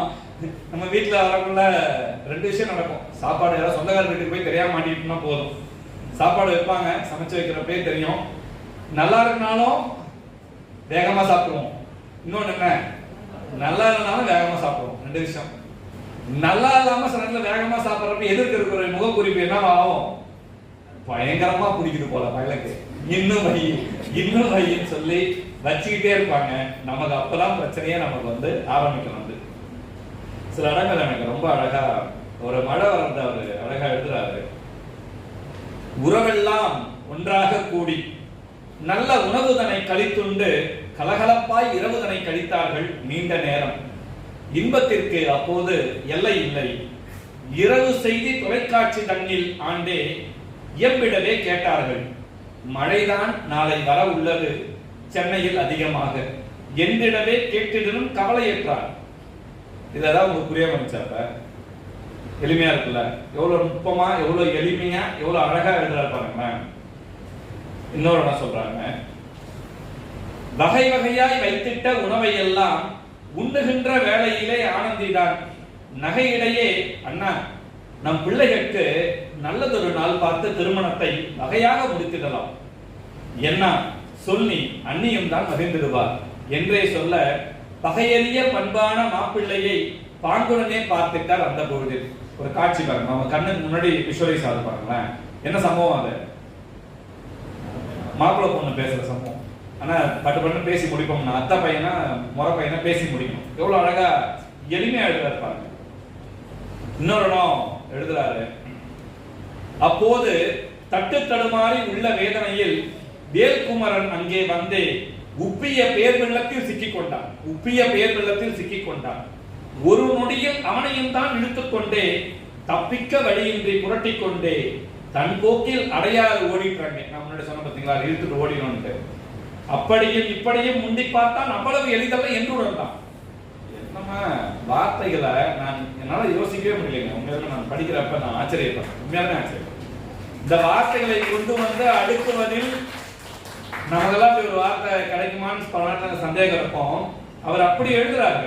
ரொம்ப பாருங்க, நான் சொன்ன ஆக்கிரமிப்பு வராது. பேராசை கொண்டோர்கள் அவற்றை நின்று பெரிதுமே ஆக்கிரமித்தே அழித்து விட்டார். நீர் ஆதாரம் இல்லாமல் போயிற்றங்கே ஏரி குளம் எங்கனுமே காணவில்லை. தீரா சிரிப்பு நடிகர் வடிவேல்தானும் காணவில்லை கிணறென்றே சொன்னார் போன்று. அவரு முன்னாடி நீதிபதியா எல்லாரும் சொன்னப்ப ராமனையா சொன்னப்போ ஒரு விஷயம் சொன்னாங்கல்ல, தன் சமகால சிக்கல்களை, சமகால நகைச்சுவைகளை, சமகால என்ன புரியுமோ அது. தமிழாசிரியர் பெரும்பாலும் பாடம் நடத்தும் போது எப்படி நடத்துவாங்க உங்களுக்கு தெரியும். எப்படி நடத்துவாங்க? ஒரு விஷயத்த பாட்டு நடத்திக்கிட்டே இருப்பாங்க. பாட்டை புடிச்சு முடிகிற இடம் நிலத்தினும் பெருமே வாழ்ந்து முயல் என்ற வகுப்பு தொடங்கியிருப்பார். ஐயா தொடங்கியிருப்பார். வகுப்பு முடிகிறப்ப என்ன புரிஞ்சிருக்கும், கருங்கோல் குறிஞ்சி பூ கொண்டு பெருந்தேன் இழைக்கும் நாடனோடு நட்பே அப்படின்னு வந்து முடிப்பார். முதல் நாடி தொடங்கினப்ப ஒரு நாட்டுக்கு முன்னாடி இழைக்க நட்பே முடிகிறப்ப எங்க முடிப்பாரு, 1.5 மணி நேரம் பேசி முடிச்சிருப்பாரு. இடையில என்ன சொல்லுவார் அப்படின்னா, அவ்வளோ கருத்து. நட்புன்னு ஆரம்பிச்ச உடனே அவருக்கு குவாலிட்டி கிடைச்சிடும். உடனே திருவள்ளுவர் என்ன சொன்னார் அப்படின்னா, நட்புன்னு அதிகாரம் எழுதினார். நட்பு, கூடா நட்பு, இந்த நட்பு, அந்த நட்பு, தீ நட்பு, எல்லாம் திருவள்ளுவர் பாருங்க. நட்பு உடனே அதிகமானுக்கு அவைக்கும் போயிடுவார். அதிகமானும் அவையும் கபிலரும் பாரியும் நட்பு. கருங்கோல் குறிஞ்சி பூக்கொண்டு குறிஞ்சில நின்னார்னா 12 வருஷத்துக்கு ஒரு முறை அவர் போய் வரார். அது பூக்குதோடே இவர் போய் வந்துருவார். 12 ஆண்டுகளுக்கு ஒரு முறை. என்ன பயங்கரம். இப்ப ஐயா என்ன பண்றாரு பாருங்க, இடையில ஒரு இடம் கிடைச்ச இடத்துல உச்சபட்ச வடிவருடைய நகைச்சுவைகள்ல நமக்கு சில நகைச்சுவைகள் தான். கைப்புள்ள சொன்னாலே போதும். அடிவாங்கின கைப்புள்ளையே எப்படி இருக்காருன்னா அடிச்சவன் பயங்கரம். ஐயா இடத்துல அழகா சொல்றாரு, தீரா சிரிப்பு நடிகர் வடிவேல்தான் காணவில்லை கிணறு என்றே சொன்னார் போன்று. யாப்புக்குள்ள வந்து நிறுத்திட்டாரு பாருங்களேன். ஒரு விஷயத்த, சாதாரண எளிய ஒரு விஷயத்த யாப்புக்குள்ள கொண்டு வந்து அடிக்கிட்டாரு. நீரானது தங்கிடத்தான் இடமே இன்றி தெரிகட்டு வெள்ளமதாய் ஓடிட்டேங்கும், வெள்ளமதாய் ஓடிட்டேங்கும் அடிச்சு எழுதுறாரு. இந்த காப்பியம் எதையெல்லாம் பேசுகிறது அப்படின்னு நான் பல வகையில அதை யோசிச்சு பார்க்கணும். நான் கற்றை எழுதுறத படிக்கலன்னா என் கற்றை மொழி வேறையா நான் எழுதியிருக்காரு. அதெல்லாம் ரொம்ப அந்த தோன்ற கொஞ்ச நேரத்துல ஒரு 4-5 மணி நேரத்துல அதை எழுதி முடிச்சு ஐயா காமிச்சு வச்சேன். எனக்கு என்ன அது ஒரு உணர்வு. அந்த கற்றையை வடிவத்தை நான் படிச்சாலும் உங்களுக்கு அது ரொம்ப போர் அடிச்சிடும். ஆனா அந்த கட்டுரையை நிச்சயமா இந்த நூலை கிடைச்சா வாங்கி படிச்சிருங்க. ஏன்னா ஒவ்வொருத்தருமே ஒவ்வொரு விதத்துல இந்த ஐயாவுடைய நூலை வந்து விதவிதமா விவரிச்சிருக்கிறாங்க. கடைசியா அந்த காப்பியத்தை அவர் எப்படி முடிக்க போறாருன்னு எனக்கு தோணுச்சு. எங்க முடிக்க போறாரு, எப்படி முடிக்க போறாருன்னு தோணுச்சு. கட்டாயம் ஒரு காப்பியம் நிறைவடையும் போது என்ன சொல்லணும், என்ன சொல்லணும், என்ன சொல்லணும், காமெடி பண்ணணுமா, சமூக கருத்து சொல்லணும். சிலப்பதிகாரம் என்னமா சொல்லுச்சு, அறம் கூற்றாகும் உரைசால் பத்தினியை உயர்ந்தோர் ஏற்றுவர் கண்ணகி செல சான்று, கண்ணகி செல சான்று உரைசால் பத்தினியை உயர்ந்தோர் ஏற்றுவர் ஊழ்வினை உறுத்து வந்து ஊட்டும். இன்னைக்கு வரைக்கும் சொல்லிட்டு இருக்கோம். மணிமேகலை படிச்சு முடிக்கும் போதே நமக்கு என்ன தோணுது, என்ன தோணுது, நம்ம கையில என்ன வேணும்னு தோணுது, அட்சய பாத்திரம் கையில இருந்தா இந்த உலகத்தின் அத்தனை பிரச்சனையும் தீர்த்துடலாம்டா அப்படின்னு சொல்லிட்டு அன்றைக்கு சாத்தனார் எழுதிய அந்த காவியம் என்ன பிரச்சனை, உலகத்துல சிறைச்சாலை கிடையாது, இப்ப அறச்சாலைகளாக மாற்றுவோம் அப்படின்னு கிளம்புறாங்க அந்த அம்மா. ஒரு புத்த பிக்குனி பின்புறத்துல ஒரு வாழ்க்கையின் அர்த்தங்களை ஒரு அட்சய பாத்திரத்துக்குள்ள கொண்டு நிறுத்தி ஒரு தத்துவத்தை பேசினார்ல, எவ்வளவு அற்புதமான இடங்களை அவர் தொட்டு காட்டுகிறார். ஐயா இந்த காவியத்தை வெள்ளத்தாண்டவத்தை முடிக்கும் போது இந்த ஆக்கிரமிப்புகளை அகற்றுவது போன்று ஒரு கதாபாத்திரம் கிளம்புகிறது. வேல்குமரன் கிளம்புகிறார். வேல்குமரன் பின்னால் கோதையும் கிளம்புகிறார், அவனுடைய காதலி கோதையும் கிளம்புகிறார். பின்னால் ஒரு ஊரே புறப்படுகிறது. இந்த சென்னை நகரத்தை அழித்த இதெல்லாம் அங்க நிஜத்துல நடக்கல. ஒரு காவியத்தை எழுதும் போது ஒரு சமூக பிரஞ்சை உடையவர், ஒரு சமூக சிந்தனை உடைய ஒரு மனிதர் இந்த காப்பியத்தை அப்படியே கொண்டு போய் முடிச்சிருக்கலாம், எல்லாம் செத்து போட்டான், பாதி பேர் பொழைச்சா உங்களோட வாழ்ந்தான், இதையா சொல்லி முடிச்சிருக்கலாம். ஆனா சமூகத்தின் மீது அக்கறை கொண்ட ஒரு மனிதர் எதை கொண்டு வந்து நிறுத்துறாருன்னா, இந்த ஆக்கிரமிப்புகளை எல்லாம் அகற்றி இந்த சென்னையை மீண்டும் நான் சரியான பாதைக்கு அந்த நீரை செலுத்த வேண்டும், வெள்ளம் வாய்க்காலில் ஓட வேண்டும், வெள்ளம் அந்த பாதையில் ஓட வேண்டும், அது யார் வீடுகளிலும் நுழைந்து விடக்கூடாது, அப்ப அகற்றணும் அப்படின்னு சொல்லிட்டு அவர் கிளம்புற இடத்தோட முடிக்கிறாரு. அழகா சொல்றாரு. ஒரு இடம் ரொம்ப அது முடிக்கிறப்ப பாருங்க,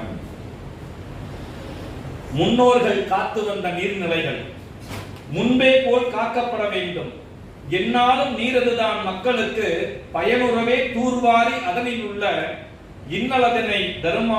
இன்னலதனை ஆக்கிரமிப்பை நீக்கி எழிலான சூழல் உருவாக்க வேண்டும், பொன்னே போல் 6 குளம் ஆகும், ஆமாம் புத்துணர்வு அதில் கண்டோம் சிறப்போம் வாழ்வு அப்படின்னு முடிக்கிறாரு. அடுத்து சொல்றாரு, ஆற்றோரும் அழகழகாய் மரங்கள் வைத்து அக்கறையாய் வளர்த்தெடுத்து கரைகள் காப்போம், நூற்றுவராய் வருகின்றேன் மகிழ்ச்சி கொண்டேன், நோய் நொடிகள் அண்டாது தூய்மை செய்வோம், வேற்றுவர்கள் நாம் அல்ல விரைந்து வாரே வெள்ளத்தால் வேதனைகள் மிகவே கொண்டோம், ஆற்றல் சேர் தமிழர் நாம் இதை உணர்வோம், நீர்நிலைகள் காத்திடுவோம் வாரே ஒன்றாய். ஒரே வார்த்தை முடிச்சாரு. எதை காக்கணும் நீங்க? நீர்நிலையில காக்கணும். 15ல ஐயா வந்து நடந்த விஷயத்த 17 எழுதுறாரு. இன்னைக்கு 2024ல நாம நின்றுட்டு இருக்கிறோம். இன்றைக்கும் இந்த சிக்கல்கள் நீடித்துக் கொண்டுதான் இருக்கின்றன. ஆனால் ஒரு படைப்பாளி தான் செய்ய வேண்டியதை, செய்ய நினைத்ததை மிக சரியாக தன் படைப்புகளை கொண்டு வந்து செஞ்சார்ல, அதுதான் நீதியரசர் ஐயா மிக சரியாக செய்திருக்கிறார். அன்பு மாணவர்களே, இதெல்லாம் ஏன் உங்களுக்கு முன்னாடி ஒரு நாள் பேசணும், ஏன் இவரை ஐயாவை கொண்டு வந்து நீதிபதி புகழேந்தி ஐயா இந்த படைப்பை செய்யறான்னு ஏன் தமிழுக்கு இந்த வேலையை உங்களுக்கு முன்னாடி செய்யணும்? என்னத்துக்கு? ஜெய் கணேஷ்க்கு ஒரு கட்டுரை கிடைச்சது, ISBN புக்கு கிடைச்சது, நல்ல விஷயம். ஒரு அருமையான காப்பியத்தை படித்தேன், எனக்கு அந்த புண்ணியம் கிடைச்சது. உங்களுக்கு இருக்கு, நீங்க கேட்கலாம்ல, எனக்கு இருக்குங்க, என்னையே கூட்டு உட்கார வச்சேன். காலைல ஒரு டீ கொடுத்தாங்க ஐயா, 3 பிஸ்கட் கொடுத்தாங்க ஐயா, நல்ல விஷயம் கிடையாது. அதுக்கா எதுக்குப்பா? ஏன் ஒரு நாளெல்லாம் அவரை பற்றி பேசுறாங்க? அதாவது தன் துறை அல்லாமல், அவர் தமிழ், அது தாய், அது ஒரு மொழி, அது உணர்வு, அது பாசம், அது நேசம், அது காதல் எல்லாம் அவருக்குள்ள இருக்குது. அதெல்லாம் தாண்டி ஒரு மனிதர் எல்லா பிற துறைகளில் வேலை செய்யணும் வந்து தமிழ் எழுதிக்கிறாங்க. தமிழ் எனக்கு அவ்வளவோ வராது, அவ்வளவு பேரை கேட்கிறோம். தமிழ் அது அது எப்படி அப்படின்னு பேசுற எத்தனை குரல்கள் நம்ம கேட்டிருக்கிறோம், நம்ம சந்திச்சிருக்கிறோம். நம்மளையெல்லாம் பார்த்து ஒரு கேள்வி அதிகபட்சமாக வரும். என்ன வரும்? என்ன படிக்கிறீங்க? தமிழா படிக்கிறீங்க அப்படின்னு ஒரு கேள்வி வரும். இந்த மாதிரி பல விஷயங்கள் சமூகத்தில் இருக்கிறப்ப இந்த தமிழ் மீது கொண்ட காதலால், இந்த தமிழ் மீது கொண்ட பற்றால், இந்த தமிழ் மீது கொண்ட நேசத்தால் ஒரு 1983 தொடங்கி இன்றைக்கு வரைக்கும் அந்த காவியம் பத்தி ஒரு நாளெல்லாம் பேச வச்சு அதையும் வந்து கேட்பதற்காக அமர்ந்திருக்கிறார் அல்லவா நீதியரசர். அந்த உணர்வு ரொம்ப முக்கியம். உங்களுக்கு எது இருக்கிறதோ இல்லையோ, இந்த மொழியின் மேல் உங்களுக்கு ஒரு உணர்வு இருந்தால் அந்த மொழி உங்களை கொண்டு போய் எங்கேயோ நிற்கிறோம். இந்த வளாகத்திற்குள்ளாக 10 ஆண்டு காலம் நின்றிருந்தவனை இன்றைக்கு தமிழ் சூழல் நன்கு அறியும்படி மாற்றி இருக்கிறது எது என்றால் என் தமிழ். ஆச்சலாம் எனக்கு கிடைச்ச மிகப்பெரிய என் வாழ்க்கைக்கு, என் ஆதாரத்திற்கு, என் மூலத்திற்கு எதுனால் தமிழ் தான் என்னை ஒரு குறிப்பிட்ட நிறுவனத்தில் கொண்டு போய் இன்றைக்கு மிக சிறப்பாக என்னை பணி செய்ய வைத்திருக்கிறேன். தமிழ் தான். அன்பு என் இளவல்களே, உங்களை அப்படிதான் நான் சொல்லணும். அன்பு என் இளவல்களே, உங்களுக்கு நீங்க இந்த தமிழை உண்மையா உணர்ந்து படிச்சீங்கன்னா, அது தொல்காப்பியமோ, சங்க இலக்கியமோ, திருக்குறளோ, அது நவீன கவிதைகளோ, சிறுபத்திரிகைகளோ எதுவாக இருந்தாலும் நீங்கள் விரும்பி படித்தீர்கள் என்றால் அது உங்களுடைய வாழ்க்கையை மாற்றக்கூடிய தருணமாக இருக்கும். ஒரு நீதியரசர் அத்தனை வழிகளிலும் அத்தனை ஒரு ஜட்ஜ்மெண்ட் அவங்க எழுதுறாங்க அப்படின்றதுக்குள்ள 1000 விஷயம் அவங்க யோசிக்கணும். ஒரு பல்வேறு பணி நெருக்கடிகளுக்குள்ள அவங்க அவ்வளவு வேலைகளை எழுதுறப்ப இந்த சிக்கல்களையும் சேர்த்து, சமூக பிரச்சனைகளையும் சேர்த்து ஒரு காவியமா மாத்துறதுக்கு அவர் ஐயாவுடைய அந்த சிந்தனைகள் எவ்வளவு மிக சரியாக இயங்கி இருக்கிறது என்று பார்க்கும்போது நான் உண்மையிலுமே இந்த தருணத்தில் நீதிபதி ஐயா புகழேந்தி ஐயாவை நிச்சயமாக வணங்கி மகிழ்கிறேன். இந்த வாய்ப்பை எனக்கு வழங்கிய சென்னை பல்கலைக்கழக தமிழ் இலக்கியத்துறைக்கும் என்னுடைய அன்பிற்குரிய பேராசிரியர்கள் பழனி ஐயா, ஏகாம்பரம் ஐயா அவர்களுக்கும், மற்றும் இந்த வாய்ப்பை நான் முதலிலிருந்தே கட்டுரை எழுத வைத்து தொடர்ச்சியாக ஐயா அவர்கள் இந்த கட்டுரைகளை வாங்கி செம்மைப்படுத்தி இன்றைக்கு ஒரு மிகச் சிறப்பான நூலாக மாற்றியிருக்கிறார் அந்த மாண்புமிகு நீதியரசர் புகழேந்தி ஐயா அவர்களும், நம்முடைய அன்புக்குரிய பாடகன் மோகனரங்கன் ஐயா அவர்களும், இவங்கெல்லாம் அன்பிற்குரியவர்கள். அவங்க அத்தனை பேருக்கும் நன்றி சொல்லி இந்த மேடையிலே அமர்ந்திருக்கக்கூடிய என்னுடைய அன்பிற்குரிய சகோதரி வாணி அறிவாளன் அக்கா அவர்களுக்கும், பக்கத்துல உண்மையாலுமே உட்கார்ந்துருக்கிறாங்க ஒரு பெண் ஆளுமைகள் குறித்தோ 2001 இருந்து எனக்கு பிரேமாமாவை தெரியும். கிட்டத்தட்ட 25 ஆண்டுகள் கழித்தாலும் எப்போதும் அந்த அன்புடனும் பாசத்தோடும் பேசக்கூடியவர்கள். இன்றைக்கு இந்த மேடையில் அவர்களும் வந்து அமர்ந்திருப்பது எனக்கு கிடைத்த உண்மையிலுமே பெருமை. இவ்வளவு நேரம் என்ன பேசினாலும் அதெல்லாம் அருமையா உட்கார்ந்து கேட்டீங்கல்ல. என் அன்பு இளவல்களே, அன்பு உங்கள் அத்தனை பேருக்கும் நன்றி சொல்லி விடைபெறுகிறேன். நன்றி, வணக்கம். வெள்ளத்தாண்டவம் பற்றிய உரை தாண்டவம். அருமையான உரை, அருமையான ஆய்வுரையை வழங்கிய தம்பி விஜய் தினேஷ் அவர்களுக்கு மனமார்ந்த பாராட்டுகளும் வாழ்த்துகளும். மின்சாரம் இல்லாததுனால என்னுடைய உரை ரொம்ப சுருங்கி இருந்தது. உங்களை சோதிக்க விரும்பல, அதனால சுருக்கமா சொன்னேன். அதில் முக்கியமா நான் அதில் சொல்லியே ஆகணும் தம்பி பற்றி. தம்பி வந்து குடியரசுத் தலைவர் விருது பெற்றவர். செம்மொழி தமிழாய்வு மத்திய நிறுவனம் வழங்கும் குடியரசுத் தலைவர் விருது பெற்ற பெருமைக்குரியவர். நல்ல நட்பாக்கிக்கோங்க. நம்ம பொதிகை தொலைக்காட்சியில தமிழ் சார்ந்த நிகழ்வுகள் பலவற்றை தொடர்ந்து வழங்கி கொண்டிருப்பவர். ழகரம்னு ஒரு நிகழ்ச்சி தொடர்ந்து நடந்து வரும் இல்லையா? அதுல நீங்க மாணவர்கள் எல்லாருமே கலந்துக்கிட முடியும். அப்படி தமிழுக்கு ஒரு ஊடகத்துறையிலும் சரி, தாம் சார்ந்த கல்வித்துறையிலும் சரி சிறந்த பணிகளை தொடர்ந்து ஆற்றிக் கொண்டு வருபவர் தம்பி அவர்களுக்கு மீண்டும் என் வாழ்த்துக்களை கூறிக்கொள்கிறேன். வெள்ளத்தாண்டவம் அப்படிங்கிற அந்த மகா காவியத்தை பத்தி இவ்வளவு நேரம் தம்பி சொல்ல அருமையா கேட்டீங்க. அடுத்தால நம்ம கேட்க இருக்கிறது பாவேந்தர் வீர பெருங்காவியம். மகாகாவியம் பெருங்காவியம்னு சொல்றது ஏன்னு பார்க்கணும்ல நீங்க. பாவேந்தர் வீர பெருங்காவியம் 500 பக்கங்களுக்கு மேல்.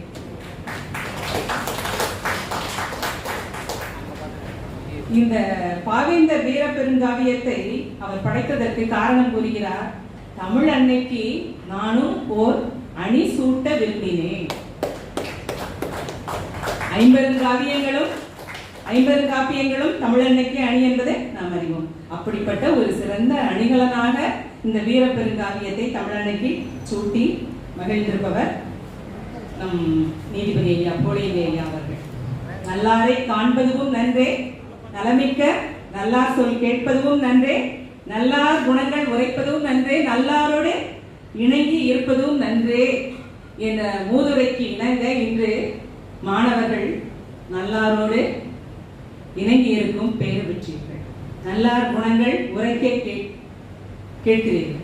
அந்த வகையில் தம்பி கூறும்போது பல கருத்துக்களை கூறினார். மணிமேகலை பற்றி சொன்னார்.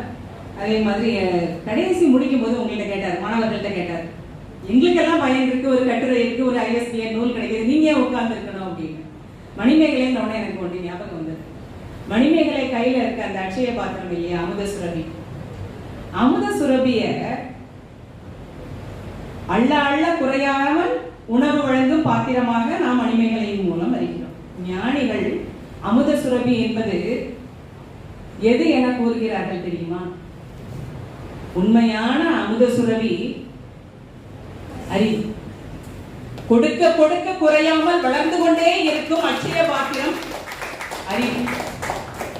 அப்படிப்பட்ட ஒரு அறிவார்ந்த சான்றோர் வழங்கிய படைப்புகளை ஆயும் இந்த ஆய்வரங்கத்தை கேட்பது நீங்கள் பெற்ற பெரும் பேர். இந்த பாவேந்தர் வீர பெருங்காவியத்தை பற்றிய ஆய்வுரையை பெண்ணிய கண்ணோட்டத்தில் வழங்கி இருப்பவர் இங்கு வருகை புரிந்திருக்கும் பிரேமா அம்மா அவர்கள். அம்மா அவர்கள் பற்றி நீங்கள் அனைவரும் அறிவீர்கள் என்றாலும் ஒரு சில வரிகள். சென்னை எத்திராஜ் கல்லூரியில் பேராசிரியராக சிறக்க பணியாற்றி ஓய்வு பெற்றவர். பக்தவச்சலம் கல்லூரியில் முதல்வராக சிறக்க பணியாற்றிய பெருந்தகை. தம்பியும் நானும் சொன்ன மாதிரி பெண்ணியம் சார்ந்த பல நூல்களை வெளியிட்டுள்ளார். 1991 பெண்ணியம் மகளிரியல்னு பல பெண்ணியம் படைப்புகளை நமக்கு வழங்கியுள்ளார். சாகித்ய அகாடமி அந்த 2 படைப்புகளை வெளியிட்டிருக்காங்க. வைமோ கோதே நாயகி அம்மாள் பற்றிய ஒரு படைப்பும். அதுல முக்கியமா சொல்ல வேண்டியது அம்மா பற்றியது. 2011 அம்மாவுக்கு தமிழக அரசின் மகாகவி பாரதியார் விருதை பெற்றவர். இப்படி பல சிறப்புகளுக்குரிய அம்மா அவர்கள் பாவேந்தர் வீர பெருங்காவியத்தை பெண்ணிய கண்ணோட்டத்தில் சிந்தித்து தம் ஆய்வுரையை வழங்கியுள்ளார். அம்மா அவர்கள் இங்கு வருகை புரிந்துள்ளார் என்றாலும் அம்மா அவர்களால் வெகு நேரம் நின்று உரையாற்ற இயலாது என்பதால் தன்னுடைய ஆய்வுரை பற்றியும் இந்த பெருங்காவியம் பற்றியும் சுருங்க உங்கள் முன் பகிர்ந்து கொள்வார். அதன் பின்னர் அம்மாவுடைய ஆய்வுரையை பற்றிய அந்த விளக்கத்தை ஆய்வுரையை இலக்கியத்துறையின் விருதுநிலை விரிவுரையாளர் ராகுல் காந்தி வழங்குவார். அம்மா அவர்களை அன்போடு விடைக்கிறேன். அனைவருக்கும் என்னுடைய அன்பான வணக்கத்தை தெரிவித்துக் கொள்கிறேன். கேட்கலையா? வணக்கம் வணக்கம் வணக்கம். பாருங்க, எவ்வளவு சந்தோஷமா உங்களை எல்லாம் பார்க்கும்போது எனக்குமே மிக மகிழ்ச்சியாக இருக்கிறது. வணக்கம். மீண்டும் ஒரு முறை வணக்கத்தை தெரிவித்துக் கொள்கின்றேன். ஒரு அருமையான இந்த நிகழ்வில் நான் கலந்து கொள்ள முடியுமா என்று ஒரு சந்தேகம் இருந்தது. அதனால் சில ஏற்பாடுகளையும் நான் செய்து வைத்தேன். இருந்தாலும் நான் வந்த உடனே ஐயா கேட்டாரு, தமிழ் ஆர்வத்தில் வந்துட்டீங்களோ அப்படின்னாரு. இல்லை சார், உங்களுடைய எழுத்து ஆர்வத்தில் தான் இங்கே நான் வந்திருக்கிறேன். ரொம்ப ஒரு அன்பான மனிதர். திரும்ப திரும்ப அவர் சொல்லும் போது அவர்கிட்ட வந்து எனக்கு மறுப்பு சொல்லவே இல்லை. நான் வரலைங்கிறது ஒரு மாசத்துக்கு முன்னாடியே நான் வர முடியாதுங்கிற நிலைமை எனக்கு தெரியும். ஆனால் அவர் கேட்கும் போதெல்லாம் நான் அந்த பதிலை சொல்லலை, நான் வரமாட்டேன்னு சொல்லலை. ஒரே ஒரு முறை சொன்னேன், இல்லைம்மா நீங்கள் வந்து தான் ஆகணும்னால. அதுக்கப்புறம் சொல்லவே இல்லை. ஸோ அந்த அன்புங்கிறது தான் இங்கே என்னை கூட்டிகிட்டு வந்து நிற்க வச்சதுன்னு நான் நினைக்கிறேன். எனக்கு அந்த வாய்ப்பும் இன்னைக்கு எனக்கு கிடைச்சிது. அதனால இங்கே வந்திருக்கின்றேன். முக்கியமாக உங்களோட நான் பகிர்ந்து கொள்ள வேண்டிய சில விஷயங்களை மட்டும் நான் சொன்னேன். இந்த துறை, அதாவது இலக்கியத்துறையில் பேராசிரியர் ஏகாம்பரம் அவர்கள் இதை அருமையாக ஏற்பாடு செய்து கொடுத்திருக்கிறார்கள். அவர்களுக்கு என்னுடைய நன்றியை தெரிவித்துக் கொள்கிறேன். இந்த மேடையை வாணி அறிவாளன் அவர்கள் அழகாக ஒருங்கிணைத்துக் கொண்டிருக்கிறார்கள். அவருக்கும் என்னுடைய வணக்கத்தை தெரிவித்துக் கொள்கின்றேன். என்னை பற்றி சொல்றதுக்கு முன்னாடி அவங்களுடைய வீட்டில் இருக்கக்கூடிய பெரியவர்கள் தாயம்மாள் அரவாணன் மேடம் அவங்க நினைத்த சொல்லிதான் ஆகணும். நானாலும் கால் வலிக்குதுன்னு வரமாட்டேங்கிறார். அவங்க என்ன பல இதில் அவங்க இருந்தால் கூட அவங்க தானே முன்னின்று எல்லா இடத்துக்கும் வந்து அவங்க அதற்காக தமிழுக்காக பாடுபடக்கூடிய ஒரு உண்மையான நல்லுள்ளம் என்று சொன்னால் அவங்க தான் நான் முன்மாதிரியாக இருக்கணும். ரொம்ப ஒரு அருமையான அன்பான வணக்கத்திற்குரிய மரியாதைக்குரிய ஒரு தமிழ் ஆர்வலர், தமிழ் தொண்டர் என்று சொல்ல வேண்டும். அவர்களுக்கும் இந்த இடத்துல நான் ஒரு வணக்கத்தை சொல்லிக்கொள்ள இருக்கின்றேன். நான் இங்கு வந்து பெண்ணிய நோக்கில் பேசவே வரல, பெண்ணிய நோக்கில் ஆய்வும் இல்லை. அவருடைய பாவேந்தர் வீர பெருங்காப்பியம் எப்பாவே எழுதப்பட்டுள்ளது அப்படிங்கிற ஒரு விஷயத்தை தான் என்னுடைய கட்டுரையில் பிரதானப்படுத்தியிருக்கேன். அதை பற்றி ஏன்னா அவரும் நிறையா பெண்ணிய நோக்கில் பாரதிதாசன் முன்னிறுத்தல ஒரு இடத்துல சொல்லியிருக்க ஒரு பகுதியில் படலத்தில் சொல்லியிருக்கிறாரு. எப்படி அவர் வந்து பெண்ணுக்கு முன்னிலை கொடுத்தார் என்பதை பற்றி அருமையாக சொல்லியிருக்கிறாரு. அதை பற்றி அதை மட்டும் நான் எடுத்துகிட்டு நான் பேச முடியாது. ஏன்னா காப்பியம் வந்து நம்ம ஜெயகணேஷ் சொன்னது போல நான் என்ன நினைச்சேன்னா அதெல்லாம் ஜெயகணேஷ் சொல்லிட்டு போயிட்டார்.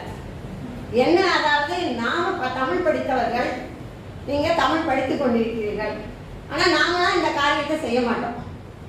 நம்ம வந்து எதையாவது செஞ்சு வச்சிருந்தா அதை குற்றம் குறை பார்த்து கொண்டு இது முடியுமா இது முடியாதா அப்படின்னு விமர்சனம், திறனாய்வு, ஆய்வு அப்படின்னு சொல்லி கண்ணோட்டத்தில் அதுதான் நம்மளால செய்ய முடியுமே ஒழிய ஒரு படைப்பிலக்கியத்தை நம்மால் தர இயலுமா என்று சொன்னால் அது ரொம்ப ரொம்ப ரொம்ப கஷ்டமான விஷயம். அப்படிங்கிறதுனால தான் இந்த மாதிரியான ஒரு தமிழ் வந்து தன்னுடைய தமிழ் படிக்காதவன்னு நான் சொல்லல, தமிழை வந்து பாடமாக எடுத்து படிக்காத ஒருவர் இவ்வளோ பெரிய காப்பியத்தை ஏற்றிருக்கிறார் என்று சொன்னால் நாம எங்கே இருக்கிறோம்?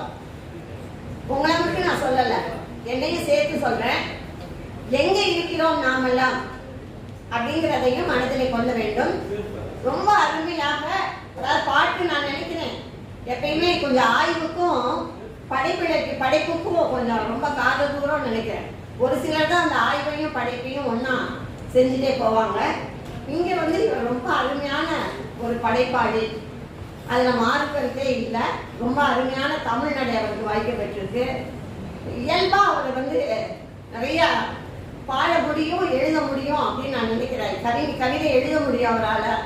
அந்த திறனை மிக அருமையாக இவர் பயன்படுத்தி கொண்டு நல்லதொரு படைப்புகளை தந்து சென்றிருக்கின்றார். இந்த பாவேந்தர் வீர பெருங்காப்பியம் வந்து பாரதியாரை பற்றி தெரிஞ்ச அளவுக்கு நம்ம உலகத்தில் தமிழ் கூறு நல்லுலகத்தில் பாரதிதாசனை பற்றி நான் படிக்கிறதில்லை. நான் எதிராசிரியர்களில் வேலை பார்க்கும்போது எங்களுக்கு தவமணின்னு ஒரு பிரின்சிபல் இருந்தாங்க. அவங்க வந்து கூட்டி கேட்டாங்க ஒரு நாள் எனக்கு, ஏன்னா அவங்க தமிழாசிரியர் ஏன் பாரதியாரை தூக்கி பிடிக்கிறீங்க, பாரதிதாசனை ஏன் தூக்கி பிடிக்கிறது இல்லை, பாரதிதாசனை பற்றி உங்களுக்கு எவ்வளோ தெரியும் அப்படின்லாம் கேட்டாங்க. உண்மையிலேயே கஷ்டம்தான். பாரதியாரை படித்த அளவுக்கு பாரதிதாசனுக்குள்ளே போனதும் இல்லை, அவருடைய வரலாறை படித்ததும் இல்லை. ஏன் அன்னைக்கு அவங்க கேள்வி கேட்டாங்க. அதுக்கப்புறம் பாரதிதாசனை கொஞ்சம் படித்தேன், கொஞ்சம் தெரிஞ்சேன், பாடப்புத்தகத்துக்குள்ள சேர்த்தோம். பாரதிதாசன் தெரியாதுன்னு நான் சொல்ல வரல, ஆனால் முழுமையாக தெரிந்து கொள்ளவில்லை. இப்போ இன்னைக்கு இந்த வீர பெருங்காப்பியம் படிக்கிற வரைக்கும் பாரதிதாசனுடைய முழு வரலாறு தெரியாது எனக்கு. அந்த முழு வரலாற்றை இவ்வளோ விஷயம் இருக்கா இதுக்குள்ள, அவருடைய வரலாற்றில் இவ்வளோ விஷயம் கற்றுக்கிறதுக்கு, படித்து அறிகிறதுக்கு, சொல்லி கொடுக்கறதுக்கு இவ்வளோ இருக்கா அப்படிங்கிற ஒரு விஷயம் ரொம்ப தாமதமாக நம்ம இதை அறிஞ்சிக்கிட்டு இருக்கமே அப்படிங்கிற வருத்தத்தோடு தான் இருந்தேன் நான். அவ்வளோ விஷயங்களை தேடி தேடி சேகரித்து அதை ஒரு காப்பிய போக்கில் கொண்டு வந்து இந்த காப்பிய பாங்குங்கிறத எப்படி அருமையாக கம்பராமாயணத்தை முன்மாதிரியாக வைத்துக்கொண்டு அதே மாதிரி காண்டங்கள் படலங்கள் என்று பிரித்து அருமையாக அதை நிரல்படுத்தி அவருடைய வாழ்க்கை வரலாற்றினை விரிவாக எடுத்து ஒரு காப்பிய நடையில் போர் அடிக்கிறார். அதுக்காக இதை எடுத்துக்கிட்டு படித்தோம்னா ஐயோ இது என்ன கடினமாக இருக்குலாம் இல்லை, ரொம்ப இயல்பான பழகு தமிழ் கவிதை நடையில் இதை சொல்லிட்டு போயிருக்காரு. அப்படின்னு பார்க்கும்போது ரொம்ப அருமையாக அவருக்கு நாம எல்லாம் ஒரு வணக்கத்தை தெரிவிக்கணும். ரொம்ப அருமையான ஒரு விஷயத்தை பண்ணியிருக்காரு. இப்போ நானும் நிறைய புத்தகங்கள் இப்போ எழுதிட்டு வீட்டில் நான் வாட்டு வச்சுருப்பேன். அது என்னைக்கு யார் கையில் கிடச்சி படித்து நல்லா இருக்குன்னு சொல்கிறாங்களோ சொல்லட்டும் அப்படிதான் நான் இருப்பேன். முக்கியமாக சொல்ல போனால் எனக்கு பெண்ணியம் பிரேமான்னு ஒரு பேர் இருக்குது.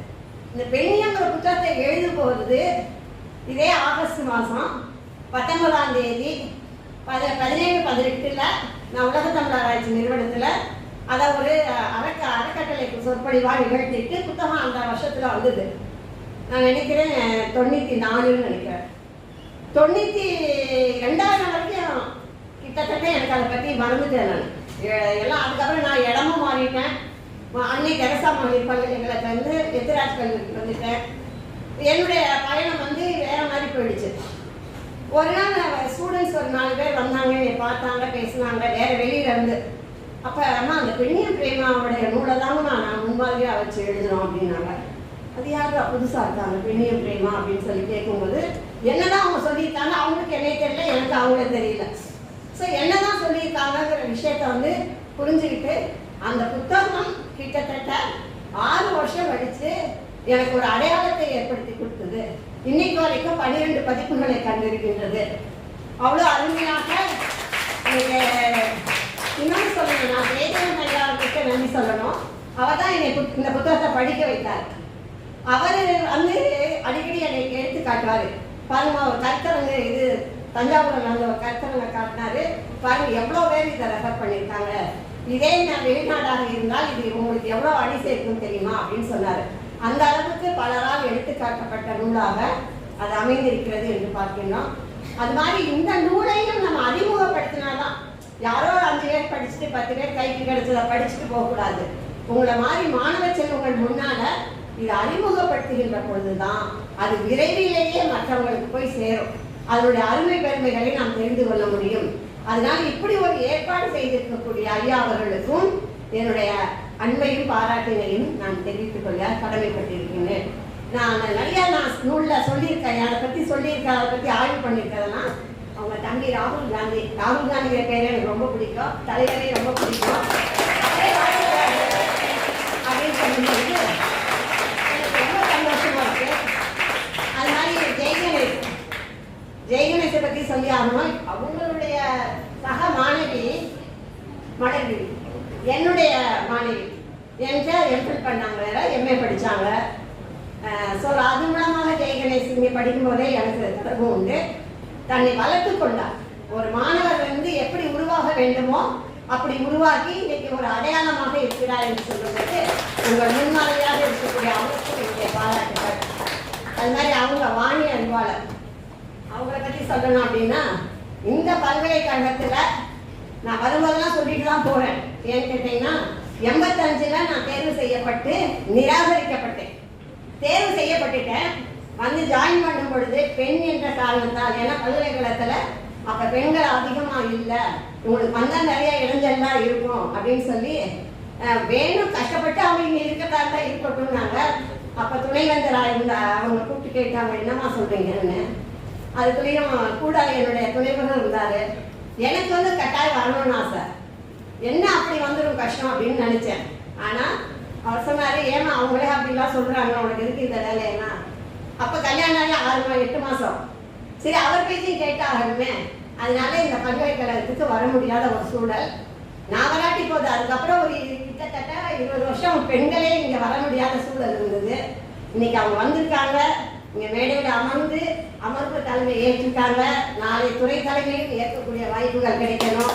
அவங்களுக்கும் என்னுடைய அன்பையும் வாழ்த்துக்களையும் தெரிவித்துக் கொள்கிறேன். பார்த்தா இந்த மாணவிகளே கம்மியாக இருக்கீங்க, நிறையா இருக்கீங்களா? சரி சரி, நீங்க தான் நிறையா இருக்கீங்களா? ரொம்ப சந்தோஷம். நாளைக்கு முழுக்க நீங்களே நிறைந்திருக்க வேண்டும். அவங்களும் நிறைஞ்சிருக்கணும், நீங்களும் நிறைஞ்சிருக்கணும். நான் அவங்களை தப்பு சொல்லலை. வரவிடாத சூழல் இருந்தது மாறி இப்ப எல்லாமே சரிநிகர் சமானம் என்று கூடிய ஒரு நிலைமை வந்துருச்சு. அப்படிங்கிறப்ப அதுவும் ரொம்ப மகிழ்ச்சியாக இருக்கு.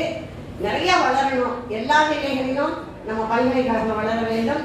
இந்த ஜெண்டர் டிஸ்கிரிமினேஷன் இன்னைக்கும் பாருங்க, நாடே கொந்தளிக்கின்ற நிகழ்வு நடந்து கொண்டுதான் இருக்கிறது. என்ன படிச்சு, என்ன செஞ்சு, என்ன சட்டம் இயற்றி என்ன பயன்? மனதுல ஒரு நல்ல தன்மை ஆடவர் கொள்ளாவிட்டால் இந்த உலகத்துல என்ன நன்மை? இதை சிந்திச்சு பாருங்க, ஒவ்வொரு ஆடவரும் சிந்தித்து பாருங்க. ஒரு படிக்கிற பொண்ணு அங்க வேலை பார்த்துட்டு படிச்சுட்டு டயர்டா இருக்குன்னு ஒரு நூலை உட்காந்து படிச்சு தன்னை அறியாம தூங்குன ஒரு பெண்ணுக்கு பாதுகாப்பு இல்லை என்று சொன்னால் இந்த நாட்டுல எங்கு பாதுகாப்பு?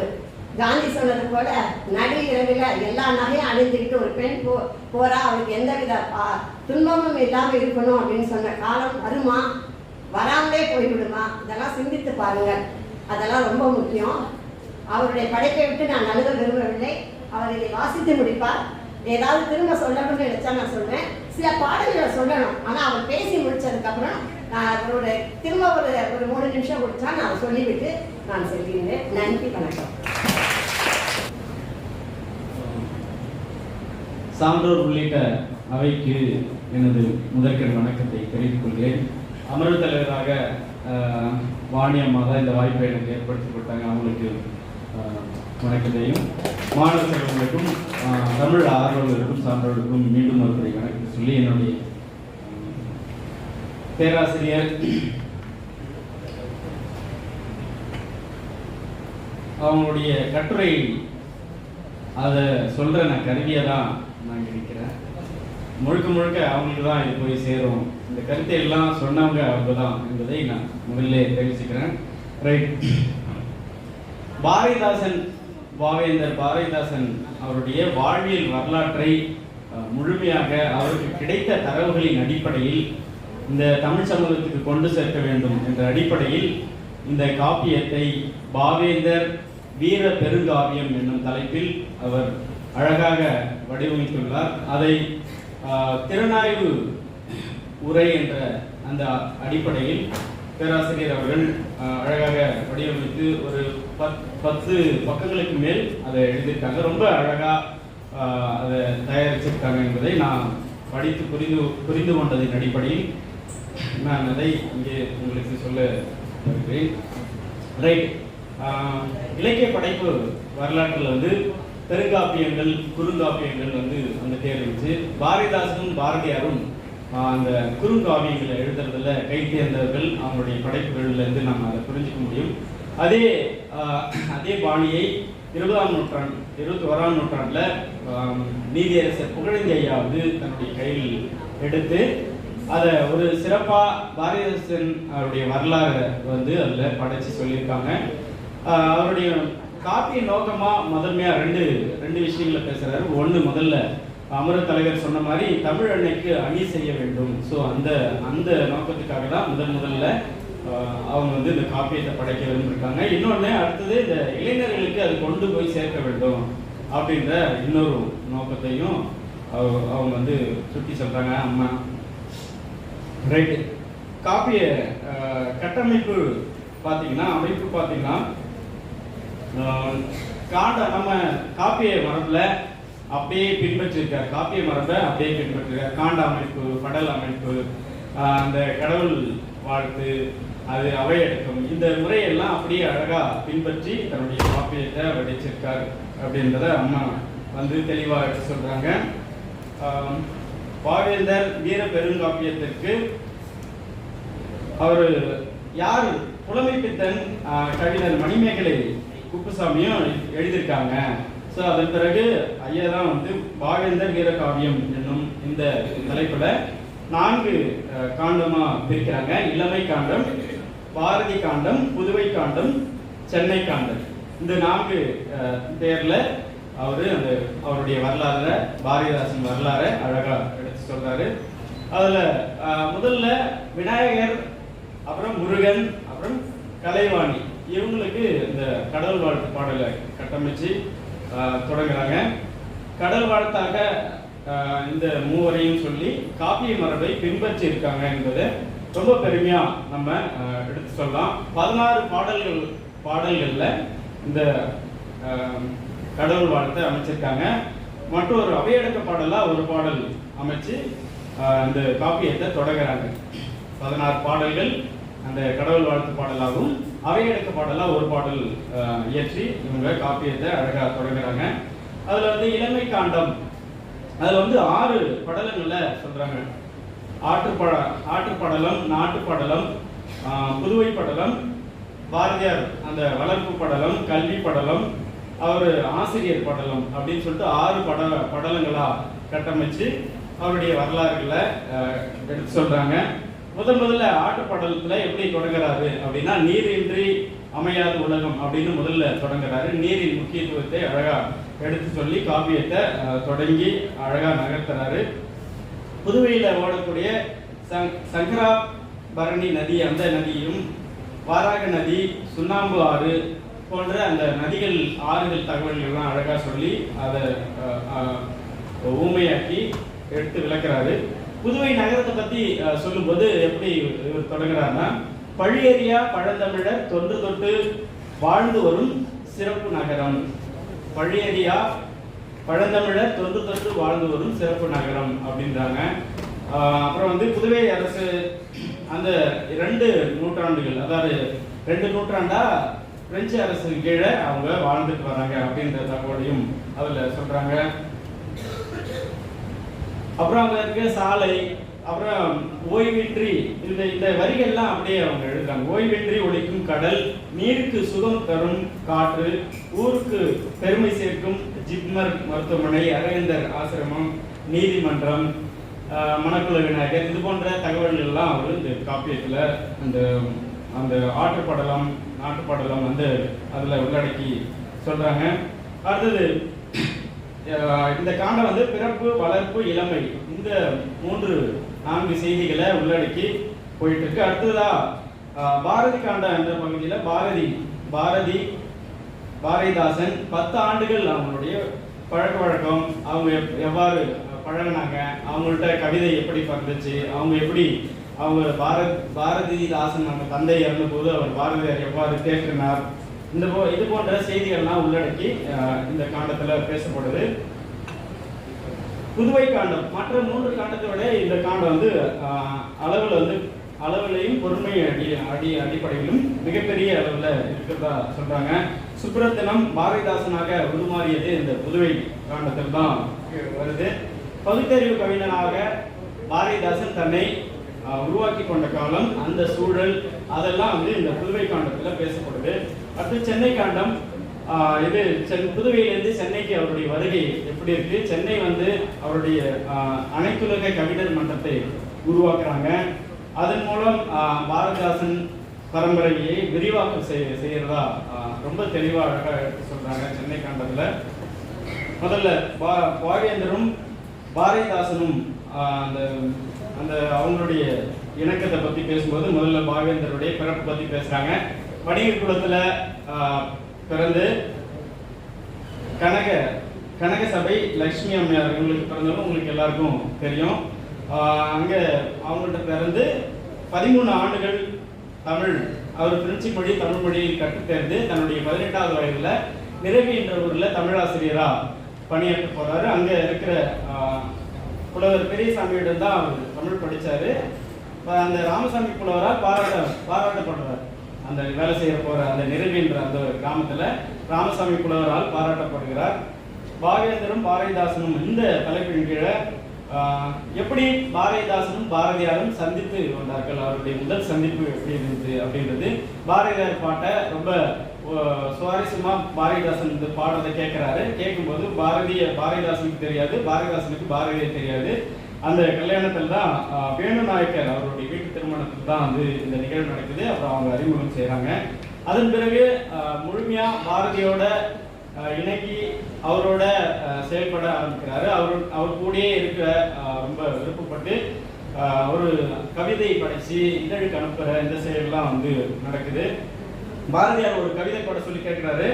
முதல் கவிதையா எங்கெங்கும் காணிலும் சக்தியடா, இந்த முதல் கவிதையை அவர் படைச்சு அதை இதழுக்கு அனுப்புறாரு. சுப்பரத்தினம் அந்த பேர்லயே முதல்ல இதழுக்கு அனுப்புறாங்க. 30 ஆண்டு காலம் வரைக்கும் அவர் எழுதிய அந்த எழுத்து வந்து எப்படிப்பட்டது அப்படின்றதெல்லாம் பாரதிதாசன் அழகா காப்பியத்துல புகழேந்தி ஐயா சொல்லி செல்றதா அம்மா சொல்றாங்க. கடவுள் இதோ என்று மக்களுக்கு காட்டியும் சுட சுட அவன் அருள் துய்ப்பீர் என்றும் கடவுள் உருவம் அனைத்தையும் தடவி கொண்டுதான் இருந்தது என் நெஞ்சம் என்றும் கடைசியாய் சுப்பிரமணிய பாரதி தோன்றி அவரை சந்தித்த பிறகு அவருடைய எழுத்து மாற்றம் அப்படியே வேறொரு பக்கம் திரும்பியது அப்படின்றத இதுல இருந்து நம்ம புரிஞ்சுக்க முடியும். இதை அம்மா அழகா எடுத்து சொல்லியிருக்காங்க.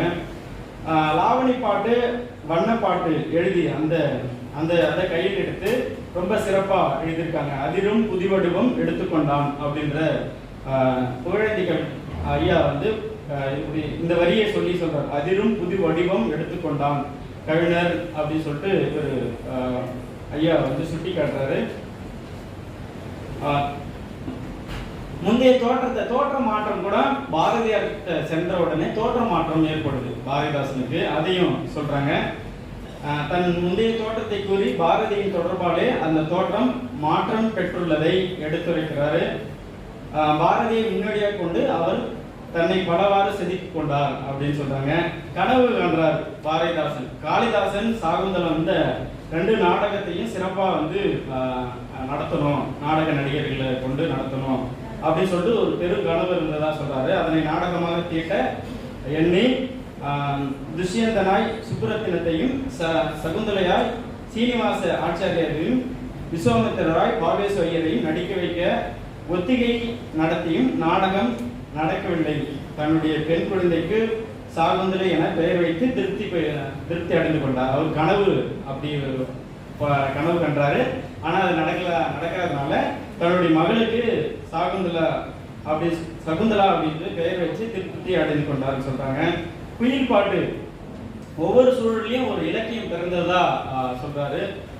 குயில் பாட்டு வந்து ஒரு முத்தையப்பேட்டில வெள்ளச்சி செட்டியாருடைய தோட்டத்தில் தான் அந்த குயில் பாட்டு, பாரதியார் குயில் பாட்டுக்கு உருவம் தந்தார் அப்படின்னு சொல்றாங்க.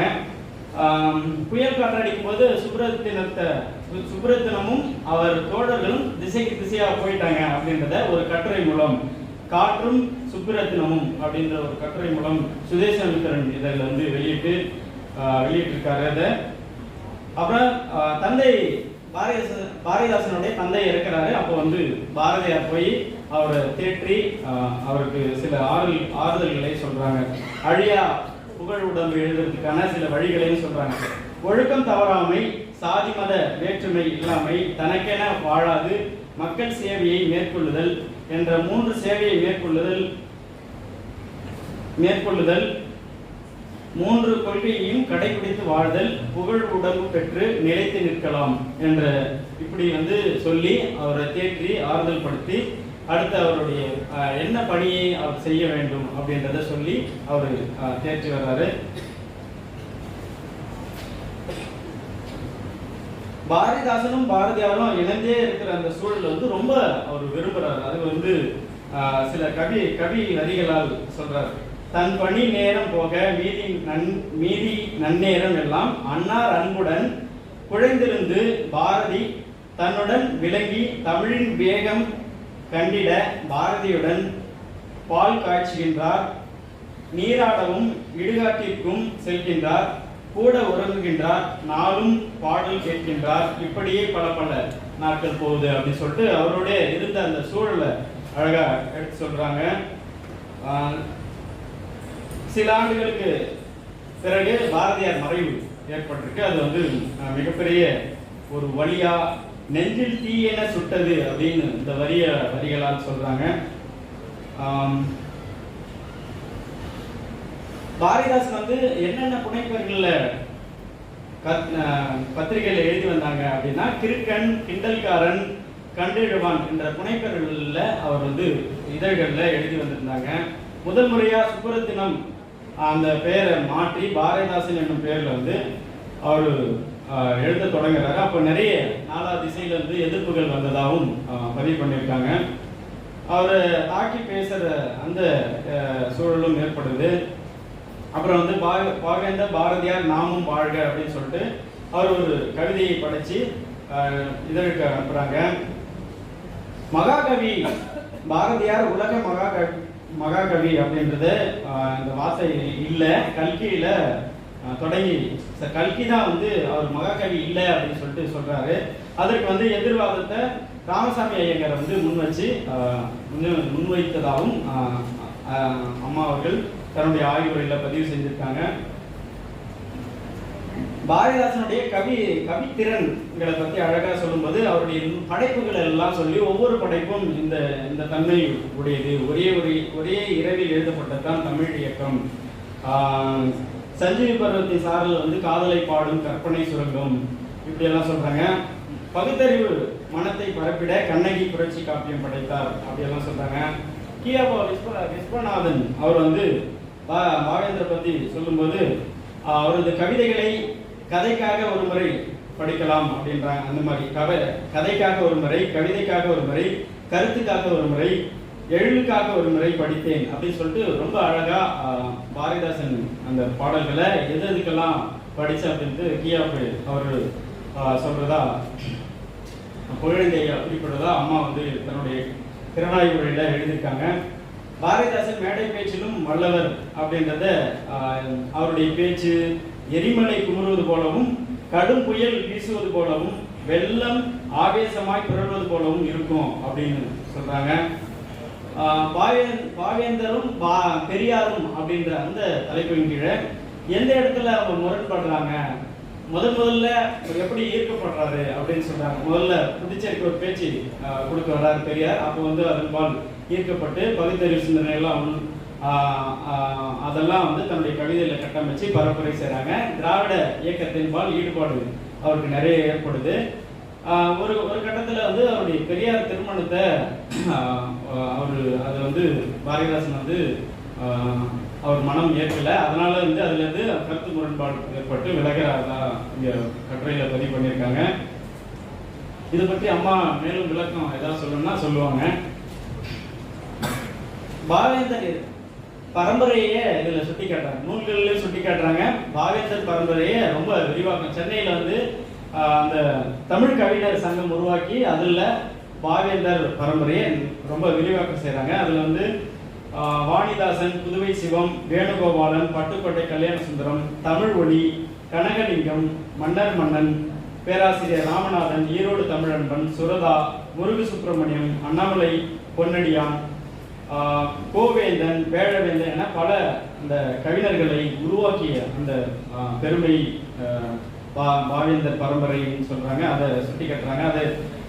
அது ஒரு பாடல்ல சொல்றாரு. ஊரெங்கும் நாடெங்கும் கவிஞர் கூட்டம் உருவாகி கவியரங்கம் பாட்டரங்கம் தேரெங்கும் சென்றார் போல் சிறப்பாயிற்று, தெருவெல்லாம் சிந்தனையால் வளம் போயிற்று, யாரென்று கேட்டாலே கவிஞர் என்றால் மக்கள் நம் மத்தியிலே மதிப்பாயிற்று. இப்படி வந்து இந்த கவிதை வரிகளால் ரொம்ப அழகா பாடி மகிழ்ந்திருக்காரு புகழேந்தி ஐயா. ரொம்ப அழகா பாடி மகிழ்ந்தது அம்மா வந்து தெளிவா எடுத்து சொல்லியிருக்காங்க. இறுதியா நீதியரசர் புகழேந்தி அவர் வீரபெருங்காவியம் ஒரு காப்பியத்திற்குரிய இலக்கத்தோடு எழுதியிருக்காங்க அப்படின்றத சொல்றாங்க. காப்பியத்திற்குரிய காண்டம் என்ற பெரும் பிரிவுகளையும் படலம் என்ற சிறு பிரிவுகளையும் கொண்டு தன்னுடைய காப்பியத்தை படைத்திருக்காங்க அப்படின்னு சொல்றாங்க. காப்பியத்தின் தொடக்கமாக கடல் வாழ்த்து பகுதியும் அவையடக்க பாடலும் இடம்பெற்றிருக்கிறதா வந்து அம்மா சுட்டி காட்டுறாங்க. காப்பிய மரபிற்கு ஏற்ற ஆற்றுப்படலம், நாட்டுப்படலம், நகரப்படலம் என்பதை தொடக்கமாக அமைத்துள்ளார் அப்படின்னு சொல்றாங்க. காப்பியத்தின் பாவேந்தர் பிறப்பு தொடங்கி இறப்பு வரை ஆற்றோட்டமாக கொண்டு செல்லப்பட்டுள்ளது அப்படின்றாங்க. காப்பியத்தின் பிற்பகுதியில் இடையிடையே காப்பியத்தின் பிற்பகுதி தொடங்கி காப்பியத்துடைய இடையிடையே உரையிடை பகுதியிலும் இடம்பெற்றதா சொல்றாங்க. நம்ம சிலப்பதிகாரம் உரையிடையிட்ட பாட்டுடை செயல் என்பது அந்த இலக்கணத்தையும் பின்பற்றி தன்னுடைய காப்பிய கட்டமைப்பை கட்டமைத்துள்ளார் என்பதை நம்ம புரிந்து கொள்ள முடியுது. பாவேந்தர் பாரதியார் மேற்கொண்ட பற்றினை மதிப்பினையும் கவிஞர் புகழேந்தி மிக சிரத்தையாக எடுத்துரைப்பது பாராட்டுக்குரியது அப்படின்னு சொல்றாங்க. இது போன்ற அவர் பாவேந்தரின் நூல்களையும் சுருக்கமாகவும் திறமாகவும் அறிமுகம் செய்துள்ளது ரொம்ப அற்புதமா இருக்குது. அருமையிலும் அருமை அப்படின்னு சொல்றாங்க. பாரதிதாசன் பரம்பரை கவிஞர்களையும் அவர்களின் திறத்தையும் சீர்மையாக அறிமுகம் செய்துள்ளதமை போற்றுதலுக்குரியது அப்படின்னு சொல்லிட்டு தன்னுடைய உரையை சிறப்பாக சொல்லியிருக்காங்க. இதுதான் வந்து முழுக்க முழுக்க இந்த கட்டுரையில் இடம்பெற்ற செய்திகள். நான் வந்து எனக்கு புரிந்த அடிப்படையில், எனக்கு விளங்கிய அடிப்படையில் நான் சுருக்கமாக சொல்லியிருக்கேன். மேலும் ஏதாவது தகவல்கள் வேணும், ஒரு சில தெளிவுகள் கொடுக்கணும்னா அம்மா வந்து சொல்லுவாங்க, நீங்கள் கேட்டீங்கன்னா சொல்லுவாங்க. இந்த வாய்ப்பை ஏற்படுத்தி கொடுத்த அமர்வு தலைவர் அம்மா அவர்களுக்கும் எங்கள் துறை பேராசிரியர்களுக்கும் நன்றியை தெரிவித்துக் கொள்கிறேன். நன்றி. ஒரு குறிப்பிட்ட நேரம் தான் அவருக்கு கிடைச்சது. நான் கட்டுரை அனுப்புறது தாமதமாக அனுப்பினேன். காலையில் தான் அவர் பார்த்துருக்காரு. ஸோ அந்த அளவுக்கு அந்த பணியை செஞ்சுட்டாரு. சிறப்பாகவே, மிகச்சிறப்பாகவே செஞ்சுட்டாங்க. வாழ்த்துக்கள். ஆனால் ஒரு சில கருத்துக்களை அதுக்கு இன்னும் கொஞ்சம் அணி சேர்ப்பது போல நான் சொல்றதுனால நினைக்கின்றேன். அந்த கடவுள் பாட்டு பாடல்னு சொல்லும்போது 3 பாடல் தான். மீதியெல்லாம் அது வந்து பதிகம் பாடின மாதிரி சிலப்பதிகாரத்தில் பதிகம் இருப்பது போல இதில் ஒரு 16 பாடல்கள் தான் யார் யார் மூலமாக இந்த இலக்கியம் படைக்கணும்னு நினைச்சது அதை பற்றி ஒரு குறிப்பாக வந்து அந்த 16 பாடலில் முதல்ல 3 பாடல் கடவுள் வாழ்த்து பாடல், அதுக்கப்புறம் ஒரு 16 பாடல் பாடியிருக்கார். அப்புறம் ஒரு அவை அடக்க பாடல், அதுக்கப்புறம் தான் இந்த 4 காண்டங்கள் படலங்கள்னு சொல்லி அவர் பிரித்து எடுத்திருக்க முறை. பொதுவாக வந்து காப்பியத்துக்கு வந்த சிறப்பு வந்து அதனுடைய கட்டமைப்பு. அந்த கட்டமைப்பை அவர் நல்லா செய்திருக்கின்றார். அப்படின்னு பார்க்கும்போது இலக்கியம் கவிதை இயல்பாக வந்தாலும் அந்த இலக்கியத்துக்குள்ள உள்ள நாட்டத்தின் காரணமாக அந்த காப்பியத்தினுடைய வடிவத்துக்கு முக்கியத்துவம் கொடுத்து அதை சிறப்புற அமைத்து கொடுத்திருக்கிறார் என்பதை சொல்ல, அதுக்கு தான் அந்த பகுதியை நான் சொல்ல வந்தேன். அது மாதிரி பாண்டிச்சேரியில் ஓடக்கூடிய அந்த 6 சங்கராபாதிங்கிற 6 பேர் தான். இன்னொரு பேர் வராக நதி, சுண்ணாம்பு நதி.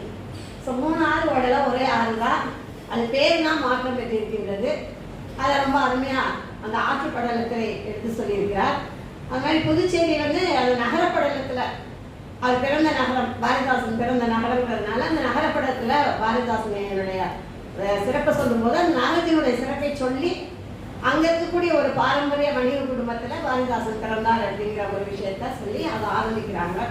ஸோ அந்த காவிய மரபு அவ்வளோ அருமையாக தொடக்கத்துலேருந்து அந்த சிந்தனை இருக்கிறது என்கிறத நம்ம பார்க்குறோம். அதெல்லாம் அந்த ஒரு சில இடங்களை தவிர இது எல்லாமே ரொம்ப அருமையாக தம்பி சொல்லி முடித்திருக்கின்றார். அவருக்கு என்னுடைய வாழ்த்துக்கள். இதில் அவர் சொன்ன பொழுது ஒரு சில இடத்துல எனக்கே அவர் பாரதியாரை பற்றி பேசுகிறாரா, பாரதிதாசனை பற்றி பேசுகிறாரா அப்படின்னு ஒரு குழப்பம் வந்துச்சு. அப்போ முதல்ல சொல்லும் பொழுது பாரதியாரை பற்றி பேசினார். அதாவது எதுக்கு சொல்ல வரேன் அப்படின்னா, இந்த சவுந்தரை நாடகம் இருக்கு இல்லையா, அது போடணும்னு நினச்சது பாரதியார். அது சொன்னீங்க நீங்கள், பட் அந்த இடத்துல ஒரு சிறு குழப்பம் இருந்தது. அதனால தான் அவருக்கு அதை செய்ய முடியாததுனால தான் அவருக்கு சவுந்தரை தன்னுடைய பெண்ணுக்கு பேர் வச்சார். சவுந்தரா அப்படின்னு பாரதியார் பேர் வச்சார் அப்படிங்கிறது வந்து நீங்கள் விளங்கிட்டு இருந்திருப்பீங்க. ஸோ அந்த நாடகம் மட்டும் வந்திருந்தால், அது வந்து இயற்றப்பட்டு அது வந்திருந்தால் நிறைய நாடகங்கள் பின்தொடர்ந்து, எப்படி பாரதியாருக்கு பின்னால் பாரதிதாசன் அவங்களுக்கு பின்னால் ஒரு பெரிய பரம்பரை வந்ததுவோ அது போல இந்த நாடகத்துக்குன்னு ஒரு தனி ஒரு இயக்கம் வந்திருக்கலாம்ங்கிறது நம்முடைய ஐயா அவருடைய கருத்தாக இருக்கு. அந்த இதை வந்து அவர் பண்ண முடியலை, அவங்களால பண்ண முடியலை. அதுக்காக ஒத்திகையெல்லாம் பார்த்து கூட அவரால் நடத்த முடியலை, காளிதாசனுடைய அந்த சவுந்தரை நாடகத்தை நடத்த முடியலை அப்படின்னு சொல்லியிருக்கிறது. அதாவது இங்கே திரும்பவும் நான் அதை நினைவு கூற விரும்புகின்றேன். அது ஒரு நிறைவேறாத லட்சியமாக போயிடுச்சு அப்படிங்கிறது. அப்புறம் இங்கே இதை குறிப்பாக சொல்ல போனோம்னா சில பாடல்கள் அவர் எடுத்தாடக்கூடிய சில பாடல்கள் முக்கியமாக வந்து முன்னால பாரதிதாசன் எப்படி இருந்தாரு அதை நல்லா அந்த இடத்துல நல்லா விளக்குனாரு. பாரதியாரை சந்திப்பதற்கு முன்னால் பாரதிதாசன் எப்படி இருந்தார், பாரதியாருடைய சந்திப்புக்கு பின் அவர் எப்படி மாற்றம் பெற்றார் அப்படிங்கிறது உருவத்தில் மட்டுமல்ல பழக்க வழக்கத்திலையும் பாரதிதாசன் வேற மாதிரி தான் இருந்திருக்காரு. அவருடைய இது நல்லா சிப்பா போட்டு கழுத்தில் நகைகள் போட்டு அவர் வந்து ஒரு இளம் மைனர் மாதிரி தான் இருந்திருக்கிறார் பாரதிதாசன். நண்பர்களோடு சேர்ந்து சிகரெட் பிடிக்கிறது, அந்த மாதிரி சில இளைஞருக்கே உடைய பழக்க வழக்கங்களோடு அவர் இருந்திருக்கிறாருங்கிற ஒரு விஷயத்த சொல்லிட்டு பாரதியாரை சந்தித்ததுக்கு அப்புறம் அதான் முதல் சொன்னார்ல, அவர் பாடல் எடுத்து காட்டினார். அவர் வந்து லாவணி பாடல் இது மாதிரி பாடலில் பாடிட்டு கடவுள் வணக்கத்துக்குரிய பாடல் தப்பு கிடையாது, அவருடைய போக்கு ஆரம்பத்தில் அப்படி இருந்திருக்கு. ஆனால் பாரதியாரை சந்தித்ததுக்கு அப்புறமேலு முற்றிலுமான ஒரு மாறுபட்ட மனதாலும் உருவத்தாலும் கவிதை பாடுகின்ற இயல்பாலும் பாரதியாரிடம் இருந்து பாரதிதாசன் உருப்பெற்றிருக்கிறார் அப்படின்னு பார்க்கும் பொழுது அது ஒரு பெரிய மாற்றமாக நம்ம சொல்லலாம். ஆனால் இதெல்லாம் நமக்கு ரொம்ப கூர்மையாக நம்ம படித்தது. அதை இவர் ரொம்ப அருமையாக எடுத்து சொல்லியிருக்கார். எப்படி அவர் ஒரு மாற்றத்தை சந்திக்கின்றார் அப்படின்னு. கண்ணதாசனை பற்றி நான் கேள்விப்பட்டிருக்கேன். அவர் எப்படி திராவிட இயக்கத்துக்கு வந்ததுக்கு அப்புறமேலே எப்படி அந்த கடவுள் இதிலிருந்து மாறுபட்டு வந்தாரோ திரும்ப அவர் அதுக்கே போயிட்டார், அது வேற விஷயம். அது மாதிரி இவர்கிட்டையும் ஒரு பெரும் மாற்றம் பாரதியாருக்கு சந்தித்ததுக்கு அப்புறம் 2 பேரும் அணுக்கமா 10 வருஷம் வந்திருக்காங்க. பாரதியாரோடு பாரதிதாசன் அணுக்கமாக 10 ஆண்டு காலம் இருந்திருக்கின்றார். அந்த 10 ஆண்டு காலத்துக்குள்ள ஒரு கவிஞன் மிகப்பெரிய சொல்லக்கூடிய ஒரு தடம் பதிக்கக்கூடிய தமிழுக்கு அணி சேர்க்கக்கூடிய ஒரு பெரும் கவிஞனாக அவர் உருப்பெற்றதுக்கு அந்த 10 ஆண்டு காலம் மிக முக்கியம். அது ரொம்ப முக்கியம். இதை நீங்க நல்லா கவனிக்கணும். மாணவர்களுக்கு சொல்றேன் நான். ஏன்னா அப்புறம் முதல்ல நேரம் உட்காருங்கள, சாஞ்சு உட்காராதீங்க. உங்களுக்கு பொண்ணேன் ஒன்னதான் குழந்தைங்க கிளாஸ் ரூம்ல ஒரு இதுல உட்காரும் போது நேரம் உட்காரணும். சாஞ்சு நம்ம படுக்க வேலை இருக்கல, சோஃபால ரிலாக்ஸ் பண்ணல. உங்க அறிவை திருப்தி செய்ய தான் நீங்க உட்காந்துருக்கீங்க. ஸோ எனக்கு எப்பயுமே சொல்லணும், கிளாஸ் ரூம்ல இருக்கும்போது ஒரு பிஹேவியர் இருக்கணும். அந்த பிஹேவியரை நம்ம கற்றுக்கணும், அப்புறம் தான் மற்றது வரும். இப்போ எதுக்கு இதை சொல்ல வரேன்னா, நம்ம படிச்சது ஒரு புறம் இருக்கட்டும், நம்ம பழகுறது ரொம்ப முக்கியம். இவர் சொன்னார் இல்லையா, நம்ம ஜெயகணை சொல்லிட்டு போனாரு, நட்பு பத்தி எத்தனை பாரு, மற்றதுக்கெல்லாம் 2 அதிகாரம், நட்புக்கு மட்டும் 5 அதிகாரம் கொடுத்துருப்பாரு. ஏன்னா நட்பு ரொம்ப முக்கியம். அவங்களுடைய நிறைய விஷயங்கள் நமக்கு வந்துடும். யாரை நட்பா கொண்டிருக்கோமோ அவங்களுடைய விஷயங்கள் நமக்கு வந்துவிடும். அதனால நட்பு நம்ம யாரை கொண்டு இருக்கிறோமோ, இங்கே பாரதியாருக்கு பாரதிதாசனுக்கு பாரதியார் கிடைத்த அவருடைய நட்பு அவருடைய அனைத்து நிலைகளுக்கும் அவர் ஒரு பெரிய இடத்துக்கு கொண்டு வந்து விட்டது அப்படின்னு பார்க்கும்போது, நாம எப்படி நட்பை உருவாக்கி கொள்ள வேண்டும் என்பதற்கு இந்த வரலாறு ஒரு முக்கிய பாங்காக அமைந்திருக்கின்றது. அப்படிப்பட்ட நிலையில அவர் முக்கியமான 10 ஆண்டு காலம் அந்த குயில் பாட்டு, கண்ணன் பாட்டு இதெல்லாம் பாடுகின்ற அந்த காலகட்டத்தில் பாரதியாரோட பாரதிதாசன் இருந்திருக்கிறார். அதே பாரதிதாசனுடைய முக்கியமான அந்த எங்கெங்கும் காணியும் சக்தியடா அந்த பாடெல்லாம் பாடும்போது பாரதியார் அங்கே இருந்து அதை சிலாகித்து இருக்கின்றார். அதை அவரே எடுத்து போய் மற்ற பத்திரிகைகளுக்கு கொடுத்து அவர் அவரை வெளியில கொண்டு வர்றார். ஸோ இந்த மாதிரியான நிகழ்வு ஒருவரை ஒருவர் சார்ந்து இயங்கிக் கொண்டிருக்கக்கூடிய அந்த 10 ஆண்டுகளை முழுக்க முழுக்க பாரதி காண்டத்தில் மிக விரிவாக சொல்லியிருக்கிறார். அது ரொம்ப படிக்கக்கூடிய ஒரு விஷயமாக, ஒரு இரு புலவர்களுக்குரிய நட்பு எப்படி ஒருவரை ஒருவர் ஆக்கபூர்வமாக உருவாக்கி கொண்டிருக்கிறது அப்படிங்கிற ஒரு விஷயத்தை நமக்கு தெளிவுபடுத்தி காட்டுவதாக அந்த காரணம் அமைந்திருக்கிறது என்று பார்க்கலாம். அப்புறம் இன்னொன்று முக்கியமா நமக்குலாம் தேவை, எப்படி போகக்கூடாது ஒரு மனுஷன். இவ்வளோ நல்லா வந்த பாரதிதாசன் கடைசியில் எங்க போனாரு? திரைப்படத்துறைக்கு போனாரு. போகக்கூடாதுன்னு யாரும் சொல்லலை, அது இந்த காலத்தில் சொல்லவே முடியாது. ஆனால் போற போது என்னென்ன விதமாக அது உருக்குலைக்கும் மனுஷனை அவர் சொல்லியிருக்காரு. நடிகர் எம்.ஆர். ராதா சொல்லியிருக்காரு, போகாத நீ அங்க சீரழிஞ்சிருவ, வேண்டாம், அந்த இடத்த விட்டு தள்ளி நின்று நீ கவிதையை அருமையா பாடுறப்பா, அதையே பாடிக்கிட்டு அப்படின்னு சொன்னாரு. அதே போல நம்முடைய முத்தமிழ் காவலரும் சொல்லியிருக்காரு, நீ வேண்டாம் அங்க போகாத அப்படின்னு சொல்லிட்டு. ஆனால் அதையும் மீறி அவர் ஒரு பாரதிதாசன் பிக்சர்ஸ் ஒரு கம்பெனியை ஆரம்பிச்சு நடத்தி மகாகவி பாரதியாரை பத்தி ஒரு படமும் அவருடைய எதிர்பாராத மொத்தம் நினைக்கிறேன் அதையும் ஒரு படமா எடுக்க முயற்சிச்சாரு அப்படின்னு பார்க்குறோம். ஆனால் அதில் அவர் அங்கே இருக்கக்கூடிய பல அந்த சூழல்ல அவர் பணத்தை இழந்து விட்டார். தான் அது வரைக்கும் செய்த அவ்வளவு ஈட்டிய பணத்தை எல்லாம் இழந்து சென்னையில் இங்கே தான் தீநகரில் ஒரு வீடு வாங்கியிருக்காரு. அங்கே இருந்திருக்கிறார் பல வருஷம், 10 வருஷத்துக்கு மேலே இருந்திருக்கிறாரு. ஆனால் இந்த திரைப்படத்துறைக்கு நுழைந்ததுனால அவருடைய மாற்றம் எப்படி பாரதியார் சந்திச்சதுக்கு அப்புறம் ஒரு மாற்றமோ, அது மாதிரி திரைப்படத்துறைக்கு போனதுக்கு அப்புறம், அதாவது இதுல இருந்து ஆசிரியர் தொழிலை விட்டுட்டு இங்க வந்ததுக்கு அப்புறம் அவருக்கு ஒரு ஏற்பட்ட திரைப்படத்துறையினால ஏற்பட்ட விளைவுகள் வேறு விதமாக மாறி அவரை உருக்குலைத்து விட்டது. ஆனா அவருக்கு என்ன நினைச்சாரு, இதுல ஒரு லாபத்தை சம்பாதிச்சு நம்ம கோடி கோடியா சம்பாதிச்சு வாழலாம்னு நினைக்கல. அப்ப அவர் என்ன நினைச்சிருக்காரு, நல்லதொரு நூலகத்தை கொண்டு வரணும். நம்ம 2 லட்சம் சம்பாதிச்சா கூட அதுல நம்ம தமிழ்நாட்டுக்கு சென்னையில ஒரு நல்ல நூலகத்தை நிறைய நூல்கள், ஆய்வு நூல்கள் இருக்கக்கூடிய ஒரு நூலகத்தை உருவாக்க வேண்டும்னு நினைச்சாரு. அதை தான் இன்னைக்கு நம்ம நடத்துறாங்க. அண்ணா நூற்றாண்டு நூலகம்னா, கலைஞர் நூற்றாண்டு நூலகம்னா அதுதான் நடத்திட்டு இருக்கு.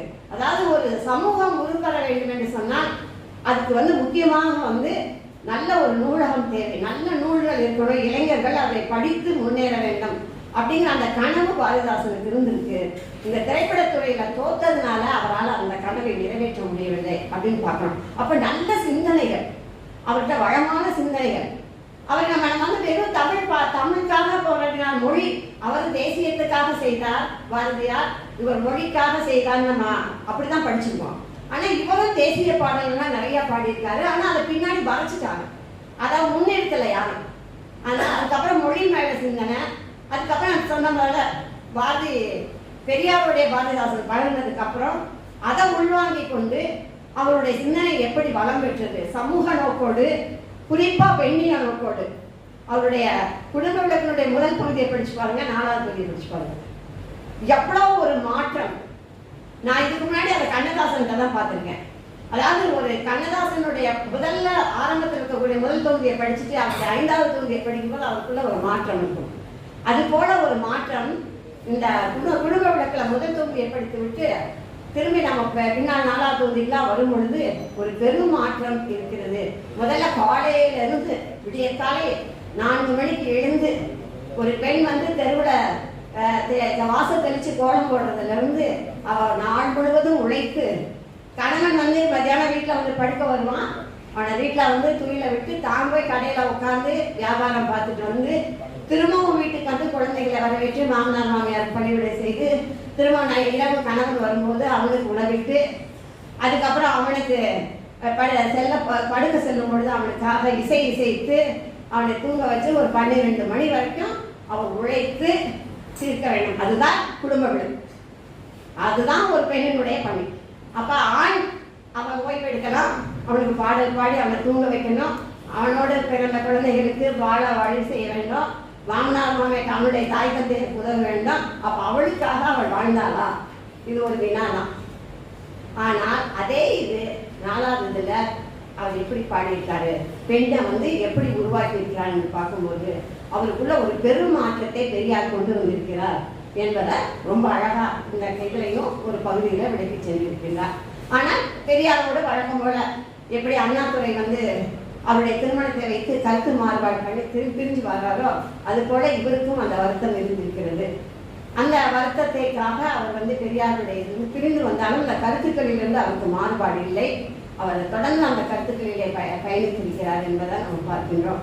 இப்படியாக அவருடைய அது மாதிரி சொன்னது போல பாரதிதாசன் பரம்பரை எப்படி அவர் பாரதியார் கவிமண்டலம் உருவாக்கி பாரதியார் வளர்த்தாரோ அது போல இவர் எப்படி இந்த பாரதிதாசன் பரம்பரை உருவாகி எவ்வளவு கவிஞர்கள் உருவாகி வந்தார்கள் என்பது, அந்த தெருவெல்லாம் தமிழ் முழக்கம் கவி முழக்கம் செய்ய வேண்டும் என்ற ஒரு சிந்தனை அது எப்படி வளம் பெற்றது. அந்த காலத்துல பாரதிதாசன் வாழ்ந்த காலத்துல எப்படி தெருவெல்லாம் தமிழ் ஒழித்தது, கவிஞர் எங்கெல்லாம் தோன்றினார்கள்.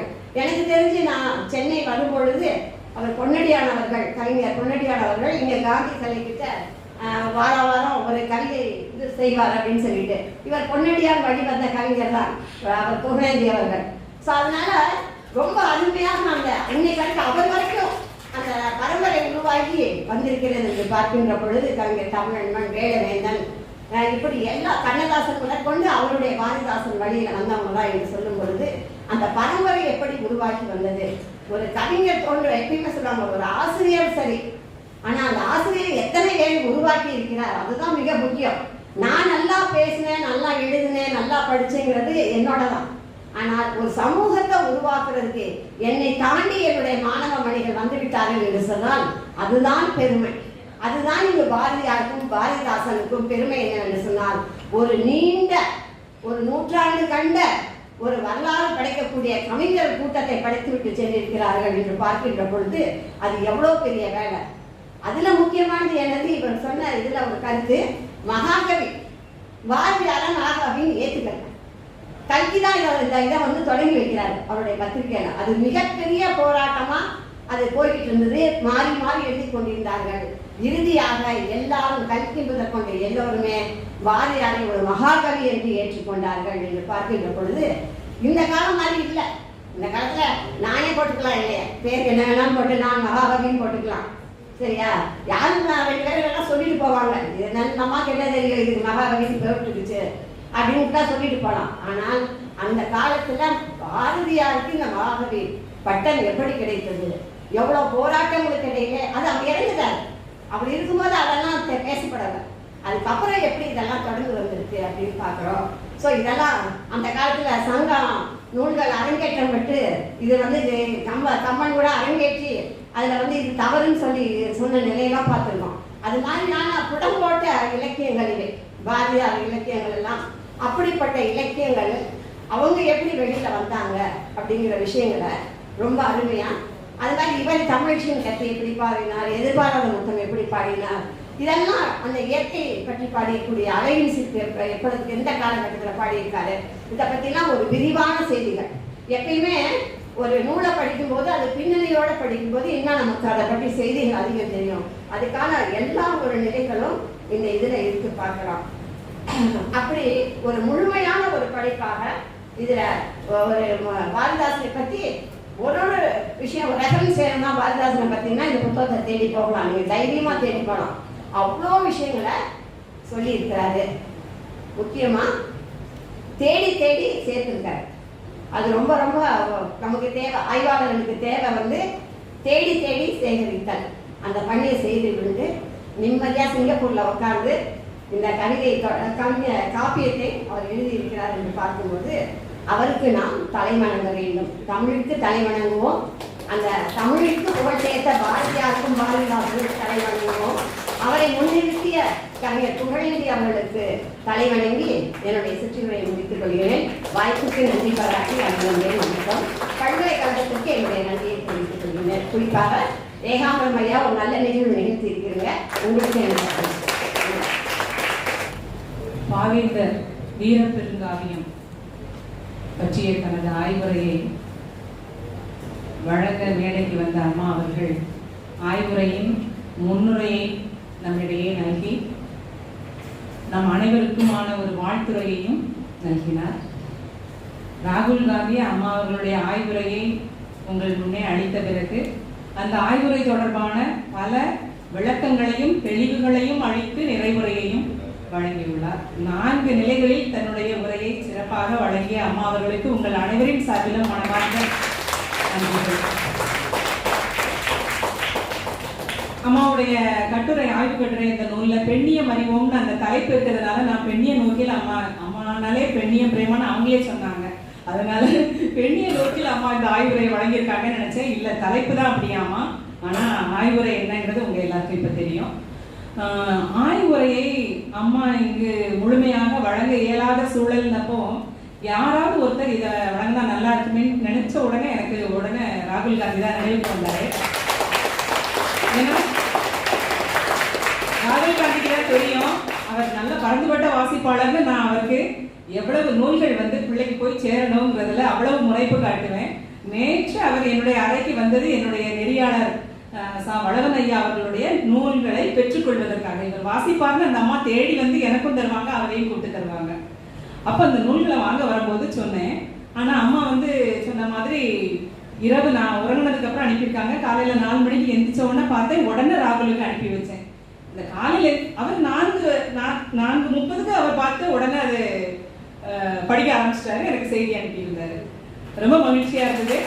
அந்த கட்டுரை அப்படியே வாசிக்காம உள்வாங்கி உங்களுக்கு ஒரு ஆசிரியராக உங்கள் முன் அருமையாக உரையை வழங்கிய தம்பி ராகுல் காந்தி அவர்களுக்கு உங்கள் அனைவரின் சார்பிலும் மனமார்ந்த நன்றி.